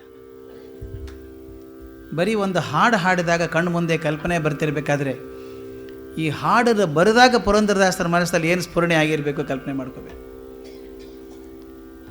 ಒಂದು ಅಮಿತವಾದ ಶಕ್ತಿಯನ್ನು ವರ್ಣನೆ ಮಾಡೋಕ್ಕೆ ಹೋದಾಗ ಆಗೋದಿದು. ಒಂದು ಅದ್ಭುತವಾದ ದೃಷ್ಟಿಯನ್ನು ಕಂಡರಿಸಿದಾಗ ಹೇಳಬೇಕಾದಾಗ ಮಾತು ಸೋತು ಹೋಗ್ತದೆ. ಮಾತು ಸೋತರೂ ಕೂಡ ನಾನು ಹೇಳಿದ್ದೆ, ಮನುಷ್ಯರಿಗಿರುವಂಥ ಒಂದು ಅವಕಾಶ ಅಂದರೆ ಮಾತು. ಆದರೆ ಮಾತಿನಟ್ಟು ಅಶಕ್ತವಾದ ಸಂವಹನ ಮಾಧ್ಯಮ ಇನ್ನೊಂದು ಯಾವುದೂ ಇಲ್ಲ. ಆದರೆ ಅದನ್ನು ಬಿಟ್ಟರೆ ಗತಿ ಇಲ್ಲ ನಮಗೆ, ಅದೇ ಒಂದಿರೋದು. ಆ ಮಾತಿನಲ್ಲೇ ಹೇಳಬೇಕಾದದ್ದೇನೆಲ್ಲ ಪುರಂದರದಾಸರು ಕಂಡಿದ್ದಾರೆ. ಅಸಾಧ್ಯ ಚೈತನ್ಯವನ್ನು ಕಂಡಿದ್ದಾರೆ, ಭಗವಂತನನ್ನು ಕಂಡಿದ್ದಾರೆ. ಅವನು ಹೇಳೋದು ಹೇಗಿದ್ದಾನೆ ಅಂತ ಹೇಳೋದು ಹೇಗೆ? ಈ ಪರಿಯ ಸೊಬಗು ಇನ್ನಾವ ದೇವರಲ್ಲಿ ಕಾಣೆ. ಈ ಪರಿ ಅದ್ಭುತವಾದಂಥ ಸಾಧನೆಯನ್ನು, ಸೊಬಗನ್ನು ಯಾವ ದೇವರಲ್ಲೂ ಕಾಣಿಸೋಕ್ಕೆ ಸಾಧ್ಯ ಇಲ್ಲ ಅಂತ ಹೇಳ್ತಾ ಹೋಗ್ತಾರೆ. ಒಂದೊಂದಾದ್ಮೇಲೆ ಹೇಳ್ತಾರೆ ಗುಣಗಳನ್ನು. ಎಂಥವನು ಅವನು, ಅಸಾಧ್ಯವಾದಂಥ ವ್ಯಕ್ತಿ. ಗೋಪಿ ಜನಪ್ರಿಯ ಗೋಪಾಲಗಲ್ಲದೆಯೇ. ಆ ದೇವರು ಯಾರು ಅಂತ ಹೇಳ್ತಾರೆ. ಗೋಪಿ ಜನಪ್ರಿಯ, ಗೋಪಿಕಾ ಜನರ ಮನಸ್ಸನ್ನು ಅಪಹರಣ ಮಾಡಿದಂಥವನಿದ್ದಾನಲ್ಲ, ಗೋಪಿಗೆ ಜನಪ್ರಿಯನಾಗಿರುವಂಥವನಿದ್ದಾನಲ್ಲ, ವೃಂದಾವನದಲ್ಲಿದ್ದಾನಲ್ಲ ಕೃಷ್ಣ, ಅವನಂಥ ದೈವ ಇನ್ನಿರೋಕ್ಕೆ ಸಾಧ್ಯ ಇಲ್ಲ. ಬಹುಶಃ ನಮ್ಮ ಜಗತ್ತಿನ ಯಾವುದೇ ಸಾಹಿತ್ಯದಲ್ಲಿ ಕಂಡು ಬರದೇ ಇದ್ದಂಥ ಒಂದು ಅದ್ಭುತ ಒಂದು ಪಾತ್ರ ರಚನೆ ಅಂದರೆ ಶ್ರೀಕೃಷ್ಣನ ಪಾತ್ರ. ಶ್ರೀಕೃಷ್ಣನ ಪಾತ್ರಕ್ಕೆ ಸಮನಾದ ಪಾತ್ರ ಇತಿಹಾಸದ ಸಾಹಿತ್ಯದ ಯಾವುದೇ ಸಾಹಿತ್ಯದಲ್ಲೂ ಬರಲಿಲ್ಲ. ಕಲ್ಪನೆ ಮಾಡಬೇಕ್ರಿ ಕೃಷ್ಣನ ಕಲ್ಪನೆಯನ್ನು. ಪುಟ್ಟ ಹುಡುಗ ಓಡಾಡಿಕೊಂಡು ಅಲ್ಲಿದ್ದಂಥವನು, ಗೋಲಿ ಚಿಣ್ಣಿದಾಂಡು ಆಡ್ಕೊಂಡಿದ್ದಂಥ ಹುಡುಗ ದೊಡ್ಡವನಾಗಿ ಹೋಗಿ ಅಕ್ರೂರನ ಜೊತೆಗೆ ಹೋಗಿ ಕಂಸನನ್ನು ಕೊಲ್ತಾನೆ, ರಾಜ್ಯ ಸಂರಕ್ಷಣೆ ಮಾಡ್ತಾನೆ, ಜರಾಸಂಧನನ್ನು ಕೊಲ್ಲಿಸ್ತಾನೆ, ಧರ್ಮ ಪ್ರತಿಷ್ಠಾಪನೆ ಮಾಡಿ ನಿಂತ್ಕೋತಾನೆ. ಸಂಬಂಧಿಕರ ಬಗ್ಗೆ ಕರುಣೆ ಇಲ್ಲ ಆತನಿಗೆ. ಯಾರು ಧರ್ಮದಲ್ಲಿದ್ದಾರೋ ನನಗೆ ಜೊತೆಗಿದ್ದಾರೆ, ಧರ್ಮದಲ್ಲಿ ಇಲ್ಲದೇ ಇದ್ದವರು ನಮ್ಮ ವಿರುದ್ಧ ಇದ್ದಾರೆ ಅಂಥೇಳಿ ಅಧರ್ಮಿಗಳನ್ನೆಲ್ಲ ಹೊಡೆದು ಹಾಕಿ ನಿಂತ್ಕೊಂಡು ಜನರಲ್ಲಿ ಚಕ್ರವರ್ತಿಗಳನ್ನು ಮಾಡಿಯೂ ತಾನು ರಾಜನಾಗದೆ ಉಳಿದಂಥವನು ಕೃಷ್ಣ. ಮತ್ತೊಬ್ಬನ ರಾಜ ಮಾಡದ ಹೊರತಾಗಿ ತಾನು ಎಂದೂ ರಾಜ ಆಗಲಿಲ್ಲ. ಕೆಲಸ ಮಾಡೋದಕ್ಕೆ ನಿಂತ್ಕೊಂಡಾಗ ತಾನು ಜಗದೋದ್ಧಾರನಾದಂಥವನು ಅರ್ಜುನನಿಗೆ ಸಾರಥಿಯಾಗಿ ನಿಂತ್ಕೋತಾನೆ. ಕುದುರೆ ಬಂಡಿಯ ಬೋವನಾದ ಅಂತ ಹೇಳಿ ರಥದ ಕುದುರೆಯನ್ನು ತೊಳೆದು ನಿಂತ್ಕೋತಾನಲ್ಲ, ಕಣ್ಣು ಮುಂದೆ ಒಂದು ಮಾದರಿ ಕಂಡಿದ್ದಾರೆ ಪುರಂದರದಾಸರು. ಇಂಥವನು ಸಿಗೋಕ್ಕೆ ಸಾಧ್ಯ ಇದೆ ಅಂದರೆ ಅವನು ಯಾರು, ಅವನು ಸಣ್ಣವನಲ್ಲ ಅವನು ಅಂತ ಹೇಳಿ ಗೋಪಿ ಜನಪ್ರಿಯ ಗೋಪಾಲನಲ್ಲದೆ ಈ ಪರಿಯ ಸೊಬಗು ಇನ್ನಾವ ದೇವರಲ್ಲಿ ಕಾಣೆ. ಅದಕ್ಕೆ ಕೃಷ್ಣಾವತಾರವನ್ನು ನಾವು ಸಂಪೂರ್ಣ ಅವತಾರ ಅಂತ ಕರಿತೇವೆ. ಸಂಪೂರ್ಣ ಅವತಾರ ಎಲ್ಲ ದೃಷ್ಟಿಯಿಂದಲೂ ಸಮಗ್ರವಾದಂಥದ್ದು. ನಾವು ಅರ್ಥ ಗೊತ್ತಿದ್ದಾಗ ಏನೇನೋ ಹೇಳ್ತೀವಿ ಕೃಷ್ಣನ ಬಗ್ಗೆ, ನಿಜವಾಗ್ಲೂ ಅರ್ಥ ಗೊತ್ತಾದರೆ ಅವನಂಥ ನಿರ್ಮಮೋ ನಿರಹಂಕಾರ ಯಾರೂ ಸಿಗೋಕ್ಕೆ ಸಾಧ್ಯ ಇಲ್ಲ. ಅಂಥವನ ಬಗ್ಗೆ ಮಾತಾಡ್ತಾರೆ. ಅವನ ಪೌರುಷದ ಬಗ್ಗೆ ಮಾತಾಡಬೇಕೆ, ಅವನ ಚೆಲುವಿನ ಬಗ್ಗೆ ಮಾತಾಡಬೇಕೆ, ಅವನ ಶಕ್ತಿಯ ಬಗ್ಗೆ ಮಾತಾಡಬೇಕೆ. ಅದಕ್ಕೆ ಹೇಳ್ತಾರೆ ಕೊನೆಗೆ ಯಾರ ಬಗ್ಗೆ ಹೇಳೋದು. ಒಂದೊಂದು ಸಾಲ ಹೇಳ್ತಾರೆ, ಈ ಧೈರ್ಯದಲ್ಲಿ ನೋಡ್ತೀರಾ, ಇದರಲ್ಲಿ ನೋಡ್ತೀರಾ. ನಾವು ಕ್ವಾಲಿಟಿ ಚೆಕ್ ಅಂತ ಮಾಡ್ತೇವೆ. ಒಂದು ವಸ್ತು ತೊಗೊಂಡಾಗ ಇದಿದೆಯಾ ಕ್ವಾಲಿಟಿ ಚೆಕ್ ಮಾಡ್ತೇವೆ. ಹಾಗೆ ಕೃಷ್ಣನ ಬಗ್ಗೆ ಕ್ವಾಲಿಟಿ ಚೆಕ್ ಮಾಡ್ತಾ ಹೋದರೆ ಕ್ವಾಲಿಟಿ ಶುಡ್ ಬಿ ರೀಡಿಫೈನ್ಡ್. ಹಾಗಿರುವಂಥ ಕೃಷ್ಣ ಅವನ ಬಗ್ಗೆ ಹೇಳ್ತಾ ನಮಗಂತೂ ಕಷ್ಟ ಆಗುತ್ತೆ ಹೇಳಬೇಕಾದ್ರೆ. ಅವನ ಶಕ್ತಿ ಎಂಥದ್ದು, ಅವನು ಹೇಗಿದ್ದಾನೆ ಅಂತ ಹೇಳ್ತಾರೆ. ದೊರೆಯತನದಲ್ಲಿ ನೋಡಿ ಧರಣಿ ದೇವಿಗೆ ರಮಣ, ಸಿರಿಯತನದಲ್ಲಿ ನೋಡಿ ಶ್ರೀಕಾಂತನೋ,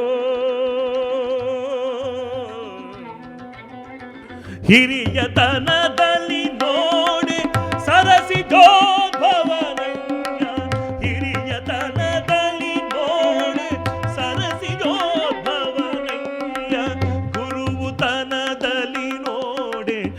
ಮಗಧಾದಿ ಗುರು ಈ ಪರಿಯ ಸೊಬಗು ಇನ್ನಾವ ದೇವರಲ್ಲಿ ಕಾಡು. ಯಾವುದರಲ್ಲಿ ಅಳಿತೀರಿ ಅವನ್ನ ಅಂತ. ದೊರೆಯತನದಲ್ಲಿ ನೋಡೆ. ದೊರೆ ಆಗಬೇಕಾ? ಸಣ್ಣ ಸಣ್ಣ ಊಜಿಗೆ ಸಾಮಂತ ರಾಜರಿರ್ತಾರೆ, ದೊಡ್ಡವರಾದರೆ ರಾಜರಿರ್ತಾರೆ, ಚಕ್ರವರ್ತಿಗಳಿರ್ತಾರೆ. ಅವರದೊಂದು ಸಣ್ಣ ಸಣ್ಣ ಜಾಗ ಅಷ್ಟೇ, ಅದಕ್ಕೇನು ದೊಡ್ಡದಿಲ್ಲ. ಇತ್ತೀಚೆಗೆ ಒಂದು ಕತೆ ಬರ್ತಿದ್ದೆ ನಾನು. ರಾಜನಿಗೆ ಹುಚ್ಚು ಬಂತು, ನಾನೇ ದೊಡ್ಡವನು ಅಂತ. ರಾಜರಿಗೆ ಭ್ರಮೆಗಳು ಬರ್ತಾ ಇರ್ತವೆ ಆಗಾಗ, ನಾನೇ ದೊಡ್ಡವನು ಅಂತ. ಅವ್ರಂದ ತಕ್ಷಣ ಹಿಂದೆ 4 ಜನ ಅವನು ಹೊಗಳೋರು ಇರ್ತಾರೆ, ಭಟ್ಟಂಗಿಗಳಿರ್ತಾರೆ. ಒಬ್ಬ ಕವನ ಬರೆದಂತೆ, ನಮ್ಮ ರಾಜರಷ್ಟು ದೊಡ್ಡವರು ಯಾರೂ ಇಲ್ಲ ಅಂತ. ಭಾಳ ಖುಷಿ ಆಯಿತು. ದೊಡ್ಡ ದೊಡ್ಡ ಪ್ರೈಸ್ ಕೊಟ್ಟ ಅವನಿಗೆ. ಅವನು ಇನ್ನೂ ಬರ್ದ, ದೇವರಿಗಿಂತ ದೊಡ್ಡವನು ನಮ್ಮ ರಾಜ ಅಂತ. ಅದು ಸಂತೋಷ ಆಯಿತು ಅವನಿಗೆ. ಮಂತ್ರಿ ಒಬ್ಬ ಇದ್ದ, ಪ್ರಾಮಾಣಿಕ ಮಂತ್ರಿ. ಅವನು ಹೇಳಿದಂತೆ, ಏನು ಉಳಿದವ್ರು ಹೇಳಿದರು, ಏನು ರೀ ತಿಳುವಳಿಕೆ ಮಂತ್ರಿಗಳಿದ್ದೀರಿ, ಅವನ ಅಹಂಕಾರ ಮಿತಿ ಆಗಿಬಿಟ್ಟು ಜಾಸ್ತಿ ಆಗಿಬಿಟ್ಟಿದೆ, ದೇವ್ರಿಗಿಂತ ದೊಡ್ಡವನು ಸಂಭ್ರಮ ಪಡ್ತಾನಲ್ಲ ಇವನು ಅಂತ. ದರ್ಬಾರಲ್ಲಿ ಹೇಳಿದಂತೆ ಪ್ರಾಮಾಣಿಕ ಮಂತ್ರಿ, ಹಿರಿ ಮನುಷ್ಯ, ಸುಳ್ಳು ಹೇಳೋನಲ್ಲ ಅವನು. ಅವ್ನು ಹೇಳಿದ, ನಿಜವಾಗ್ಲೂ ಕರೆಕ್ಟ್ ಅದು, ದೇವರು ನಮ್ಮ ರಾಜನಿಗಿಂತ ಸಣ್ಣವನೇ, ನಮ್ಮ ರಾಜರು ದೊಡ್ಡವರು, ಉಳಿದವರು ಅಂದರೆ ಇವನು ಅವ್ರ ಪಾರ್ಟಿನೇ ಸೇರ್ಕೊಂಡ್ಬಿಟ್ಟಲ್ಲ, ಹೊಗಳು ಬಟ್ಟಂಗಿಗಳದು. ಅದು ಹೇಳಿದಂತೆ ನಿಜವಾಗ್ಲೂ ಹೇಳ್ತೀನಿ, ನಮ್ಮ ರಾಜರು ದೊಡ್ಡವರು. ಯಾಕೆ ಗೊತ್ತಾ? ನಮ್ಮ ರಾಜರಿಗೆ ಯಾರ ಮೇಲಾದರೂ ಕೋಪ ಬಂದರೆ ಅವ್ನು ದೇಶ ಬಿಟ್ಟು ಹೊರಗೆ ಹಾಕ್ತಾರೆ, ರಾಜ್ಯ ಭ್ರಷ್ಟನಾಗಿ ಮಾಡ್ತಾರೆ, ರಾಜ್ಯದಿಂದ ಗಡಿ ಪಾರು ಮಾಡ್ತಾರೆ. ಭಗವಂತ ಮಾಡೋಕ್ಕಾಗೋದೇ ಇಲ್ಲ. ಎಲ್ಲಿ ಹಾಕ್ತಾನೆ? ಎಲ್ಲಿ ಹೋಗ್ಬೇಕು ಅವ್ರು? ಭಗವಂತನ ರಾಜ್ಯನ ಇಡೀ ಜಗತ್ತೇ ಅವನ ರಾಜ್ಯ, ಎಲ್ಲಿ ಹಾಕ್ತಾನೆ? ಹೋದ್ರೆ ಎಲ್ಲಿ ಹೋಗ್ತಾರೆ ಅವರು? ನಮ್ಮ ರಾಜರಿಗೆ ಅವಕಾಶ ಇದೆ, ಭಗವಂತನಿಗಿಲ್ಲ ಅವಕಾಶ ಅಂತ. ನಮ್ಮ ರಾಜರ ಪಾಪ ಸಣ್ಣ ರಾಜ್ಯ, ಹೊರಗೆ ಹಾಕ್ಬೋದು, ಅವನೇಲ್ಲಿ ಹಾಕ್ತಾರೆ ಅಂದಾಗ ಬುದ್ಧಿವಂತಂತ ಅವನಿಗೆ. ಹಾಗೆ ದೊರೆಯತನದಲ್ಲಿ ನೋಡೋದಾದರೆ, ದೊರೆ ಎರಡು ದೊಡ್ಡ ಜಗತ್ತಿನ ಚಕ್ರವರ್ತಿ ಅವನು. ನೋಡಿ ಅದನ್ನು, ಧರಣಿ ದೇವಿಗೆ ರಮಣ, ಶ್ರೀದೇವಿ ಭೂದೇವಿ ಅವರು ಅವನ ಹೆಂಡತಿರು. ಇಡೀ ಜಗತ್ತೇ ಧರಣಿ ದೇವಿ ಅವನ ಹೆಂಡತಿಯಾಗಿದ್ದಾಗ ಅದಕ್ಕೆ ಆಕೆಗೆ ಒಡೆಯನಾದಂಥವನು. ದೊರೆಯತನದಲ್ಲಿ ಅವನ ಸಮಗ್ರ ಯಾರು ಇದ್ದಾರೆ? ಯಾರಾದರೂ? ಯಾರೂ ಸಾಧ್ಯ ಇಲ್ಲ. ಸಿರಿಯತನದಲ್ಲಿ ನೋಡೆ ಶ್ರೀಕಾಂತನು. ಬ್ಯಾಂಕಲ್ಲಿ ಕ್ಯಾಶಿಯರ್ ಆದರೆ ಸಂಭ್ರಮ ಪಡ್ತಿರ್ತೀವಿ ನಾವು, ದುಡ್ಡು ನಮ್ದಲ್ಲ ಮತ್ತೊಬ್ಬರದು. ಇಡೀ ಜಗತ್ತಿನ ಟ್ರೆಜರಿ ಇರುವಂಥ ಲಕ್ಷ್ಮೀದೇವಿ ನಿನ್ನ ಹೆಂಡತಿ ಕಾಲು ಹೊತ್ತ ಕೂತಿದ್ದಾಳೆ. ಆಕೆಗೆ ಯಜಮಾನಾದಂಥವನು ಶ್ರೀಕಾಂತನು, ಶ್ರೀಗೆ ಕಾಂತನಾಗಿದ್ದಂಥವನು, ಪ್ರೀತಿಯಿಂದ ಯಜಮಾನಿಕೆಯನ್ನು ಮಾಡ್ಕೊಳ್ತಿರುವಂಥವನು. ಇಡೀ ಸಮಗ್ರ ಸಂಪತ್ತಿನ ಒಡತಿಯಾದಂಥ ಲಕ್ಷ್ಮೀ ನಿನ್ನ ಹೆಂಡತಿಯಾಗಿದ್ದಾಳೆ. ಅದರಿಂದ ಸಿರಿಯತನದಲ್ಲಿ ನೋಡೋಕ್ಕೆ ಸಾಧ್ಯ ಇದೆಯಾ? ಹಿರಿಯತನದಲ್ಲಿ ನೋಡೆ ಸರಸಿಜೋದ್ಭವನಯ್ಯ. ಏನು ಮಾತ್ರ ಇದು? ತ್ರಿವಿಕ್ರಮ ಅವತಾರದಲ್ಲಿ ನಿಂತ್ಕೊಂಡಿದ್ದಾನೆ ಭಗವಂತ. ವಾಮನನಾಗಿ ಬಂದಂಥವನು ಬೆಳೆದು ತ್ರಿವಿಕ್ರಮನಾಗಿದ್ದಾನೆ. ಅವನ ಪಾದದಿಂದ ಗಂಗೆ ಬರ್ತಾಳಲ್ರಿ. ಗಂಗೆ ನಮ್ಮಲ್ಲಿ ಪುನೀತಕ್ಕೆ ಭಾಳ ದೊಡ್ಡದಾದಂಥದ್ದು. ಅವನ ಕಾಲಿಂದ ಸುರನದಿಯಾದಂಥ ಗಂಗೆ ತ್ರಿವಿಕ್ರಮ ಅವತಾರದಲ್ಲಿ ಕಾಲಿಂದ ಬರ್ತಾಳಲ್ಲ, ಅದಕ್ಕೆ ಹೇಳ್ತಾರೆ ಹಿರಿಯತನದಲ್ಲಿ ನೋಡೆ ಸರಸಿಜೋದ್ಭವನಯ್ಯ. ಇನ್ನೊಂದು ಮುಖ್ಯ ಇದೆ ಇಲ್ಲಿ, ಸರಸಿಜೋದ್ಭವ. ಯಾರವನು? ಸರಸಿಜ ಅಂದರೆ ಕಮಲ. ಕಮಲದಲ್ಲಿ ಹುಟ್ಟಿದಂಥವನು ಬ್ರಹ್ಮ. ಆ ಬ್ರಹ್ಮ ಇವನು ಹೊಕ್ಕಳಲ್ಲಿ ಹುಟ್ಟಿದ್ದಾನೆ. ಪ್ರಪಂಚಕ್ಕೆಲ್ಲ ಅತ್ಯಂತ ಹಿರಿಯ ಯಾರು ಅಂದರೆ ಬ್ರಹ್ಮ. ಬ್ರಹ್ಮನಿಂದ ಆದಂಥ ಸೃಷ್ಟಿ. ಬ್ರಹ್ಮನಿಗೆ ತಂದೆ ಆಗಿದ್ದವನು ಇವನು. ಇವನಿಗಿಂತ ಹಿರಿಯ ಆಗೋಕ್ಕೆ ಸಾಧ್ಯ ಇದೆಯಾ? ಜಗತ್ ಸೃಷ್ಟಿ ಆಗೋದೇ ಬ್ರಹ್ಮನಿಂದ ಆಗೋದಾದರೆ, ಬ್ರಹ್ಮನನ್ನು ತನ್ನ ಸಂಕಲ್ಪ ಮಾತ್ರದಿಂದ ನಾಭಿಯಿಂದ ಒಂದು ಕಮಲ ತಂದು ಅದನ್ನು ಹುಟ್ಟಿಸ್ಬೇಕಾದ್ರೆ ಅವನ ಶಕ್ತಿ ಅಂತ ಅದಿದ್ದಿದ್ದು. ಸರಸಿಜೋದ್ಭವನಯ್ಯ. ಸರಸಿಜೋದ್ಭವ ಇದ್ದಾನಲ್ಲ, ಕಮಲದ ಹುಟ್ಟಿದಂಥವನು ಅವನ ಅಯ್ಯ, ಅವನ ತಂದೆ ನೀನು. ಗುರುವುತನದಲ್ಲಿ ನೋಡೆ ಜಗದಾದಿ ಗುರುವು. ಯಾರು ಗುರು? ಜಗತ್ತಿ ಗುರು. ಕೃಷ್ಣಂ ಒಂದೇ ಜಗದ್ಗುರುಂ ಅಂತ ಹೇಳ್ತೀವಿ ನಾವು. ಭಾಳಷ್ಟು ಜನ ಜಗದ್ಗುರುಗಳಾದಾಗ ಕಷ್ಟ ಆಗ್ತದೆ, ಆದರೆ ಅವನೊಬ್ಬನೇ ಜಗದ್ಗುರು ಆಗಿದ್ದವನು ಆವಾಗ. ಗುರುವುತನದಲ್ಲಿ ನೋಡೆ. ಗುರುವುತನ ಅಂದರೆ ಗುರು ಪರಂಪರೆಯಲ್ಲಿ. ಗುರು ಪರಂಪರೆಯಲ್ಲಿ ಯಾರು ಮೊದಲು? ಎಲ್ಲರಿಗೂ ಗುರುವಾಗಿದ್ದಂಥವನು ಅವನು. ಸೃಷ್ಟಿ ಮೊದಲಿದ್ದಂಥವನು, ಸೃಷ್ಟಿ ಆಗೋದಕ್ಕಿಂತ ಮೊದಲಿದ್ದಂಥವನು. ಗುರುವುತನದಲ್ಲಿ ನೋಡೆ ಜಗದಾದಿ ಗುರುವು. ಇನ್ನು ಮತ್ತೆ ಒಂದು ಇನ್ನೂ ವರ್ಣನೆಗಳನ್ನ ಮಾಡ್ತಾ ಪಾವನತ್ವದಿ ನೋಡಿ ಅಮರ ಗಂಗಾ ಜನಕ. ಪಾವನತ್ವದಿ ನೋಡಿ ಅಮರ ಗಂಗಾ ಜನಕ. ದೇವತ್ವದಲ್ಲಿ ನೋಡೆ ದಿವಿಜರುಡೆಯ. ಪಾವನತ್ವದಿ ನೋಡಿ ಅಮರ ಗಂಗಾ ಜನಕ. ದೇವತ್ವದಲ್ಲಿ ನೋಡೆ ದಿವಿಜರೊಡೆಯ. ಲಾವಣ್ಯದಲ್ಲಿ ನೋಡೆ ಲೋಕಮೋಹಕರಯ್ಯ. ಕಾವಧೈರ್ಯದಿ ನೋಡೆ ಆವಧೈರ್ಯದಿ ನೋಡೆ ಅಸುರಾಂತಕ. ಪರಿಯ ಸೊಬಗು ಇನ್ನಾವ ದೇವರಲ್ಲಿ ಕಾಣೆ. ಪವಿತ್ರತೆಯಲ್ಲಿ ಗಮನಿಸ್ತೀರ ಎಷ್ಟು ಪವಿತ್ರ ಅವನು ಅಂತಂದರೆ, ನಮ್ಮಲ್ಲಿ ಸಾಮಾನ್ಯ ಗಂಗೆ ಪವಿತ್ರತೆಯ ಒಂದು ಲಕ್ಷಣ, ಸಂಕೇತ. ಅಂಥ ಗಂಗೆಯನ್ನು ತನ್ನ ಪಾದದಿಂದ ಹುಟ್ಟಿಸಿದಂಥವನು ಅವನು. ಪವಿತ್ರತೆಯ ಸಂಕೇತವಾದಂಥ ಗಂಗೆಯನ್ನು ತನ್ನ ತ್ರಿವಿಕ್ರಮ ಅವತಾರದಲ್ಲಿ ಕಾಲಿನಲ್ಲಿ ಹುಟ್ಟಿಸಿದಂಥವನಿದ್ದಾನಲ್ಲ, ಪಾವನತ್ವದಿ ನೋಡೆ ಅಮರ ಗಂಗಾ ಜನಕ, ದೇವತ್ವದಲ್ಲಿ ನೋಡೆ ದಿವಿಜರೊಡೆಯ. ಎಲ್ಲ ದೇವತೆಗಳಿಗೆ ಅಧಿನಾಯಕನಾಗಿದ್ದಂಥವನು, ಕಾರಣೀಭೂತನಾಗಿದ್ದಂಥವನು, ಅವರೆಲ್ಲರಿಗೂ ಒಡೆಯನಾಗಿದ್ದಂಥವನು. ಒಂದೊಂದು ದೇವತೆ ದೊಡ್ಡವರಾದರೆ ಎಲ್ಲ ದೇವತೆಗಳಿಗೂ ಒಡೆಯನಾಗಿದ್ದಂಥವನವನು. ದೇವತ್ವದಲ್ಲಿ ನೋಡೆ ದಿವಿಜರೊಡೆಯ, ಲಾವಣ್ಯದಲ್ಲಿ ನೋಡೆ ಲೋಕಮೋಹಕನಯ್ಯ. ಅವನ ರೂಪ ಎಷ್ಟು ಚಂದ ಅಂದರೆ, ಈಶ್ವರ ನಿಗ್ರಹಕ್ಕೆ ಗಟ್ಟಿಯಾದಂಥವನು, ಮನಸ್ಸನ್ನು ಅಲ್ಲಾಡದೇ ಇದ್ದಂಥ ಕಾಮಾರಿ ಅವನು. ಅಂಥವನು ಒಂದು ಸಲ ವಿಷ್ಣುವಿನ ರೂಪ ನೋಡಿ ಮನಸ್ಸು ಚಂಚಲಾಯಿತು. ಅದು ಹಾಗಿರಬೇಕು. ಸುರಾಸುರ ಜಗಳೇ ಬಂದಾಗ ಜಗನ್ಮೋಹಿನಿ ರೂಪ ತೊಗೊಂಡು ಬಂದು ನಿಂತ್ಕೊಂಡಲ್ಲ, ಎಲ್ಲರಿಗೂ ಮರಳು ಮಾಡುವಂಥ ರೂಪ ಇದೆಯಲ್ಲ, ಜಗನ್ಮೋಹಕ ರೂಪ ಅದು. ಲಾವಣ್ಯದಲ್ಲಿ ನೋಡೆ ಲೋಕಮೋಹಕನಯ್ಯ, ಲೋಕವನ್ನೇ ಮೋಹ ಮಾಡುವಂಥವನು. ಅವನು ಶೌರ್ಯ ನೋಡಬೇಕಾ? ಯಾವ ಧೈರ್ಯದಿ ನೋಡೆ. ಅವನ ಧೈರ್ಯ ನೋಡಬೇಕು ಅಂದರೆ ಅಸುರಾಂತಕ. ಎಂತಿಂಥ ಮಹಾಮಹಾ ಅಸುರರನ್ನು ಕೊಂದು ಹಾಕಿಬಿಟ್ನಲ್ಲ, ಧೂಳಿಪಟ ಮಾಡಿಬಿಟ್ನಲ್ಲ. ತನ್ನ ಶಕ್ತಿಯಿಂದ, ಯುಕ್ತಿಯಿಂದ, ಸಾಮರ್ಥ್ಯದಿಂದ ಅಸುರರನ್ನು ನಿರ್ನಾಮ ಮಾಡಿದಂಥವನು. ಅವನ ಧೈರ್ಯ ಕೇಳ್ತೀರ? ಪಾವನತ್ವದಲ್ಲಾಗಲಿ, ದೇವತ್ವದಲ್ಲಾಗಲಿ, ಲಾವಣ್ಯದಲ್ಲಾಗಲಿ, ಧೈರ್ಯದಲ್ಲಾಗಲಿ ಈ ಪರಿಯ ಸೊಬಗನ್ನು ಇನ್ನಾವ ದೇವರಲ್ಲೂ ನೋಡೋಕೆ ಸಾಧ್ಯ ಇಲ್ಲ ಅಂತ.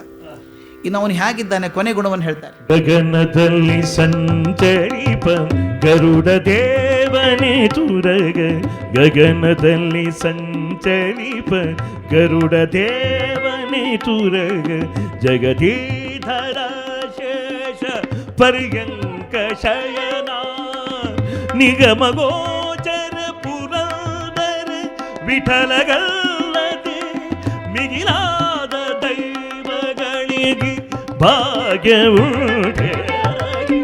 ಪರಿಯ ಸೊಬಗು ಇನ್ನಾವ ದೇವರಲ್ಲಿ ಕಾಣೆ, ಈ ಪರಿಯ ಸೊಬಗು ಇನ್ನಾವ ದೇವರಲ್ಲಿ ಕಾಣೆ. ಗೋಪಿ ಜನ ಪ್ರಿಯ ಗೋಪಾಲಗಲ್ಲದೆ. ಇನ್ನೆರಡು ವಸ್ತುಗಳನ್ನು ಹೇಳ್ತಾರೆ. ಗಗನದಲ್ಲಿ ಸಂಚರಿಪ ಗರುಡ ದೇವನೇ ತುರಗ. ಅತ್ಯಂತ ವೇಗವಾಗಿ ಹೋಗುವಂಥ ಅನೇಕ ವಾಹನಗಳಲ್ಲಿ ಗರುಡ ದೇವ ಅತ್ಯಂತ ವೇಗವಾಗಿ ಮನೋವೇಗದಲ್ಲಿ ಹೋಗುವಂಥವನು ಅಂತ. ಮನಸ್ಸಿನ ವೇಗದಲ್ಲಿ ಹೋಗುವಂಥ ಗರುಡ ಇದ್ದಾನಲ್ಲ, ಗರುಡನನ್ನು ಅದರ ಮೇಲೆ ಕೂತು ಹೋಗ್ತೀಯಪ್ಪ ನೀನು. ಗಗನದಲ್ಲಿ ಸಂಚರಿಪ ಗರುಡ ದೇವನೇ ತುರಗ. ಇವನು ವಾಹನ ಆಗಿ ಕೂತಿದ್ದಾನೆ, ಗರುಡ ವಾಹನ ಇವನು. ಒಂದು ಮಾತನ್ನು ಗಮನಿಸಬೇಕಾದದ್ದು ಮುಖ್ಯ ಇಲ್ಲಿ. ಗರುಡನ ವಾಹನ ಆಗಿದ್ದಾನೆ, ಗರುಡ ಧ್ವಜನೂ ಆಗಿದ್ದಾನೆ. ಅವನ ಕೆಳಗೂ ಗರುಡ, ಮೇಲೂ ಗರುಡ. ಗರುಡ ಧ್ವಜ ಮೇಲಿದೆ, ಗರುಡನ ಮೇಲೆ ಕೂತ್ಕೊಂಡಿದ್ದಾನೆ. ಅವನು ಮಲ್ಕೊಳ್ಳುವಂಥದ್ದು ಎಲ್ಲಿ ಅಂದರೆ ಜಗತೀಧರ ಶೇಷ, ಇಡೀ ಜಗತ್ತನ್ನೇ ಹೊತ್ತಿರುವಂಥ ಆದಿಶೇಷ ಇದ್ದಾನಲ್ಲ, ಅವನಿಗೆ ಪರ್ಯಂಕ ಶಯನ, ಮಲ್ಕೊಳ್ಳೋಕೆ ಹಾಸಿಗೆ ಆಗಿದೆ ಅಂತ ಗಮನಿಸಬೇಕು. ಗರುಡನಿಗೂ ಶೇಷನಿಗೂ ಆಗಿ ಬರೋಲ್ಲ. ಹಾವಿಗೂ ಗರುಡಿಗೂ ಒಂದಕ್ಕೊಂದು ವೈರ. ಆದರೆ ಹೇಗಿದ್ದಾನೆ, ಎಷ್ಟು ಸಮರ್ಥನಾದವನು ಇವನು ಅಂದರೆ, ಅತ್ಯಂತ ಮನೋವೇಗದಲ್ಲಿ ಹೋಗುವಂಥ ಸಣ್ಣ ಪುಟ್ಟ ಹದ್ದಲ್ಲ ಅದು. ಮನೋವೇಗದಲ್ಲಿ ಹೋಗುವಂಥ ಗರುಡನನ್ನು ತನ್ನ ವಾಹನವನ್ನಾಗಿ ಮಾಡಿಕೊಂಡಿದ್ದಾನೆ. ಮತ್ತು ಗರುಡನಿಗೆ ವಿರುದ್ಧವಾಗಿರುವಂಥ ಆದಿಶೇಷ ಇದೆ, ಸಣ್ಣ ಹಾವಲ್ಲ ಅದೂ, ಅಸಾಧ್ಯ ಜಗತ್ತನ್ನೇ ಹೊತ್ತಿರುವಂಥ ಆದಿಶೇಷನ ಮೇಲೆ ಮಲ್ಕೊಂಡಿದ್ದಾನೆ. ಪರಸ್ಪರ ವಿರೋಧಿಗಳಾಗಿದ್ದವರು ನಿಗ್ರಹ ಮಾಡಿ ಇಟ್ಕೊಂಡಿದ್ದಾನೆ ಪಕ್ಕದಲ್ಲಿ. ಒಂದರ ಮೇಲೆ ಮಲ್ಕೊಂಡಿದ್ದಾನೆ, ಒಂದು ರಥ ಕೂತ್ಕೊಂಡಿದೆ ಅಲ್ಲಿ. ಅವನ ಶಕ್ತಿ ಹೇಗಿರಬೇಕು? ಮನೋವೇಗದಲ್ಲಿ ಹೋಗುವಂಥ ಗರುಡನನ್ನು ವಾಹನವನ್ನಾಗಿಟ್ಕೊಂಡು ಜಗತ್ತನ್ನು ಹೊತ್ತಂಥ ಆದಿಶೇಷನನ್ನು ಹಾಸಿಗೆ ಮಾಡಿ ಇಟ್ಕೊಂಡಿದ್ದಾನೆ. ಅವನ ಸಾಮರ್ಥ್ಯ ನೋಡಿ ಹೇಗಿದ್ದಾನೆ. ಇವನು ಹೇಗಿದ್ದಾನೆ ಅಂದರೆ ನಿಗಮ ಗೋಚರ, ವೇದಗಳಿಗೆ ಮಾತ್ರ ಸಿಗುವಂಥವನು, ವೇದವೇದ್ಯ ಅವನು. ನಿಗಮ ಗೋಚರ ಪುರಂದರ ವಿಠಲಗಲ್ಲದೆ, ಈ ಕೃಷ್ಣನಿಗಲ್ಲದೆ ಮಿಗಿಲಾದ ದೈವಗಳಿಗೆ ಈ ಭಾಗ್ಯ ಉಂಟೆ. ಬೇರೆ ಭಾಗ್ಯ ಉಂಟೆ ಇಂಥ ದೇವರ ಬಿಟ್ಟು, ಈ ದೇವರನ್ನು ಬಿಟ್ಟರೆ ಇನ್ನಾರಿಗೂ ಆಗೋದಿಲ್ಲ. ಈ ಪರಿಯ ಸೊಬಗು ಇನ್ನಾವ ದೇವರಲ್ಲಿ ಕಾಣೆ ಅಂತ ಮನತುಂಬಿ ಹಾಡಿದಂಥ ಪುರಂದರದಾಸರು ನಮ್ಮ ಕೃತಜ್ಞತೆಗೆ ಯಾವಾಗಲೂ ಅವ್ರು ಸಲ್ಲಬೇಕು ಅವರಿಗೆ. ನಮಗೆ ಅದ್ಭುತವಾದ ಸಾಧನೆ. ಇದಾದಮೇಲೆ ನಾವು ಆರಿಸ್ಕೊಂಡದ್ದು ಇನ್ನೊಂದು ಪದ್ಯ ಕನಕದಾಸರದು. ಇದೊಂದು ಅದ್ಭುತ ಪದ್ಯ ಇದು. ಆಗಲೇ ನೋಡಿದ್ವಿ ನಮ್ಮಮ್ಮ ಶಾರದೆ ಉಮಾಮಹೇಶ್ವರಿ ಅಂತ ಸುಲಭವಾಗಿ ಸುಲಲಿತವಾಗಿ ಬರೆದಂಥ ಕನಕದಾಸರು ಈ ಹಾಡನ್ನು ಗಮನಿಸಬೇಕು. ಅಂದರೆ ಅವರ ಶಕ್ತಿಯ ಒಂದು ಕ್ಷಣದ ಪರಿಚಯ ನಮಗಾಗ್ತದೆ. ಅವರು ದೇವರು, ಮನೆ ದೇವರು ನರಸಿಂಹ. ನರಸಿಂಹನ ಬಗ್ಗೆ ಅಪಾರವಾದಂಥ ಗೌರವ, ಪ್ರೀತಿ, ಭಕ್ತಿ ಕನಕದಾಸರಿಗೆ. ಬಾಡಕ್ಕೆ ಹೋಗಿದ್ದಾರೆ. ಬಾಡಕ್ಕೆ ಹೋದಾಗ ನರಸಿಂಹದೇವರು ಗುಡಿ ನೋಡಿದ್ದಾರೆ. ಬಹುಶಃ ಕಲ್ಪನೆ ಮಾಡ್ಕೋಬೇಕು, ನರಸಿಂಹದೇವರು ಮುಂದೆ ನಿಂತು ಅಲ್ಲಿ ಮಂಗಳಾರತಿ ಆಗ್ತಾಯಿದ್ದ ನಿಂತು ನೋಡ್ತಾ ಇದ್ದಾರೆ. ಆ ನರಸಿಂಹನ ರೂಪ ಕಣ್ಣಲ್ಲಿ ತುಂಬಿಡ್ತು. ನರಸಿಂಹ ಅಂದರೆ ಹೇಗಿರ್ಬೇಕ್ರಿ? ಕಲ್ಪನೆ ಮಾಡಬೇಕು. ಎಷ್ಟು ನಮ್ಮಲ್ಲಿ ಸಾಂಕೇತಿಕವಾಗಿದೆ ನಮ್ಮ ಧರ್ಮ ಅಂತಂದರೆ, ಕಂಬವನ್ನು ಒಡೆದು ಬಂದ ಅಂತ. ಮಗ ಕೇಳ್ತಾನೆ, ಭಗವಂತ ಎಲ್ಲಿದ್ದಾನೆ ಅಂತ. ಎಲ್ಲ ಕಡೆಗಿದ್ದಾನೆ. ಅಲ್ಲಿದ್ದಾನ, ಇಲ್ಲಿದ್ದಾನ, ಈ ಕಂಬದಲ್ಲಿದ್ದಾನ. ಅಣುರೇಣು ತೃಣಕಾಷ್ಟಗಳಲ್ಲಿ ಭಗವಂತ ಇದ್ದಾನೆ ಅಂತ ನಂಬಿಕೊಳ್ಳುವಂಥದ್ದು. ಅಂದರೆ ಒಂದು ನಿರ್ಜೀವವಾದಂಥ ಕಂಬದಲ್ಲಿ ಕೂಡ ಚೈತನ್ಯ ಸ್ವರೂಪನಾದ ಪರಮಾತ್ಮ ಒಳಗಿದ್ದಾನೆ ಅಂತ ತೋರಿಸೋದಕ್ಕೋಸ್ಕರ ಕಂಬದಲ್ಲಿದ್ದಾನೆ ಅಂದಾಗ ಹೊಡೆದಾಗ ಗುಡುಗುಡಿಸಿ ಹೊರಗೆ ಬಂದ ಅಂತ. ಆ ನರಸಿಂಹ ಹೊರಗೆ ಬಂದಾಗ ಹೇಗಾಗಿರಬೇಕು ಅಂತ ಕಲ್ಪನೆ ಮಾಡ್ಕೋಬೇಕು. ಸರ್ಕಸ್ನ ಸಿಂಹ ಹಾರಿ ಬಂದರೆ ಎದೆ ಹೊಡೆದು ಹೋಗುತ್ತೆ. ಅದು ಸರ್ಕಸ್ ಸಿಂಹ, ಕಚ್ಚೋದಿಲ್ಲ ಕೂಡ ಅದು. ಆ ನರಸಿಂಹ ಅರ್ಧ ನರ ಅರ್ಧ ಸಿಂಹ ರೂಪದಲ್ಲಿರುವಂಥ ಭಗವಂತ ಸಿಡಿಲು ಹೊಡೆದ ಹಾಗೆ ಕಂಬ ಒಡ್ಕೊಂಡು ಹೊರಗೆ ಬಂದಾಗ ಸಹಸ್ರ ಕೋಟಿ ಸೂರ್ಯರು ಬಂದ ಹಾಗೆ ಇರಬೇಕು ಒಂದೇ ಸಲ. ಆ ಬಂದಾಗ ಏನು ಪ್ರಭಾವ ಆಗಿರಬೇಕು ಅದನ್ನು ಕಂಡರಿಸಿದ್ದಾರೆ ಇವರು. ಅದು ನೋಡಿದ್ದಾರೆ. ಆ ಮಂಗಳಾರತಿ ಆಗ್ತಿರ್ಬೇಕಾದ್ರೆ ಆ ನರಸಿಂಹನ ರೂಪ ಕಣ್ಮುಂದೆ ಬಂದಿದೆ. ಅವನು ಉಗ್ರ ರೂಪ. ಉಗ್ರೂಪದ ಬಂದವನು ಅವನು ಹಿರಣ್ಯಕಶಿಪುನ ಎತ್ಕೊಂಡು ಬಂದು ಹೊಸ್ತಲ ಮೇಲೆ ಕೂತು ಅವನು ಸೀಳಿ ಹಾಕ್ತಾನೆ. ಅದು ಕಣ್ಣು ಮುಂದೆ ಕಂಡಂಥವ್ರು ವರ್ಣನೆ ಮಾಡಬೇಕಲ್ಲ, ಹೇಗೆ ವರ್ಣನೆ ಮಾಡಬೇಕು? ಇಲ್ಲೇ ಹೇಳೋದು ಭಾಷೆಯನ್ನು ಬಳಸುವಂಥ ರೀತಿ. ನರಸಿಂಹ ಬಂದ ಅಂದ್ರೆ ಅನಿಸುತ್ತ ನರಸಿಂಹ ಬಂದಂಗೆ. ನರಸಿಂಹ ಬಂದ ನನ್ನ ಕಣ್ಣಿಗೆ ಕಾಣಿಸ್ಬೇಕು ನಮಗೆ. ನರಸಿಂಹ ಅಂತ ಹೇಳಿದರೆ ಗೊತ್ತಾಗಬೇಕು, ಹಾಗಿರ್ಬೇಕದು. ಆ ವರ್ಣನೆ ಮಾಡುವಂಥ ರೀತಿಯನ್ನು ಗಮನಿಸಬೇಕು, ಆ ಭಾಷೆಯನ್ನು ಓದುವಂಥ ರೀತಿ. ಅವ್ರ ಮೈಗೆ ರೋಮಾಂಚನ ಆಗಿದೆ. ಕಂಡಿದ್ದೇನೆ ನರಸಿಂಹನನ್ನು ಕಂಡಿದ್ದೆ ನಾನು. ಎಂಥ ನರಸಿಂಹನನ್ನು ಕಂಡೆ ಅಂತ ಹೇಳಿ, ಕಂಡೆನ ತಂಡ ತಂಡದ ಹಿಂಡು ಹಿಂಡು ದೈವ ಪ್ರಚಂಡ ರಿಪುಗಂಡ ಉದ್ದಂಡ ನರಸಿಂಹನ ಕಂಡೆನಯ್ಯ ಅಂತ ಆ ಭಾಷೆ ಬಳಸುವಂಥದ್ದು. ಆ ಭಾವನೆಗೆ ಒತ್ತಾಸೆಯಾಗಿ ಬರುವಂಥ ಪದಗಳನ್ನು ಬಳಸುವಂಥ ರೀತಿ, ಗುಡುಗುಡಿಸಿ ಗಡೆಗಡಿಸಿ ಅದು ಬರಬೇಕದು, ಕಣ್ಣು ಮುಂದೆ ಕಾಣಿಸ್ಬೇಕದು. ನರಸಿಂಹ ಬಂದಾಗೆ ನಿಮಗೆಲ್ಲ ಅನಿಸ್ಬೇಕು. ಆ ರೀತಿ ಅದ್ಭುತವಾದ ಪದ್ಯವನ್ನು ಬರೆದಿದ್ದಾರೆ. ಅದು ಅವರು ನರಸಿಂಹನ ಭಕ್ತಿಯನ್ನು ತೋರಿಸುವಂಥ ರೀತಿ. ಆ ಹಾಡನ್ನು ಕೇಳೋಣ. ಕಂಡೆನ ತಂಡ ತಂಡದ ಹಿಂಡು ಹಿಂಡು ದೈವ ಪ್ರಚಂಡ.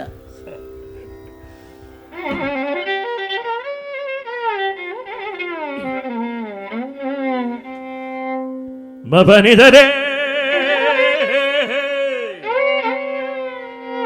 ಸರಿಮ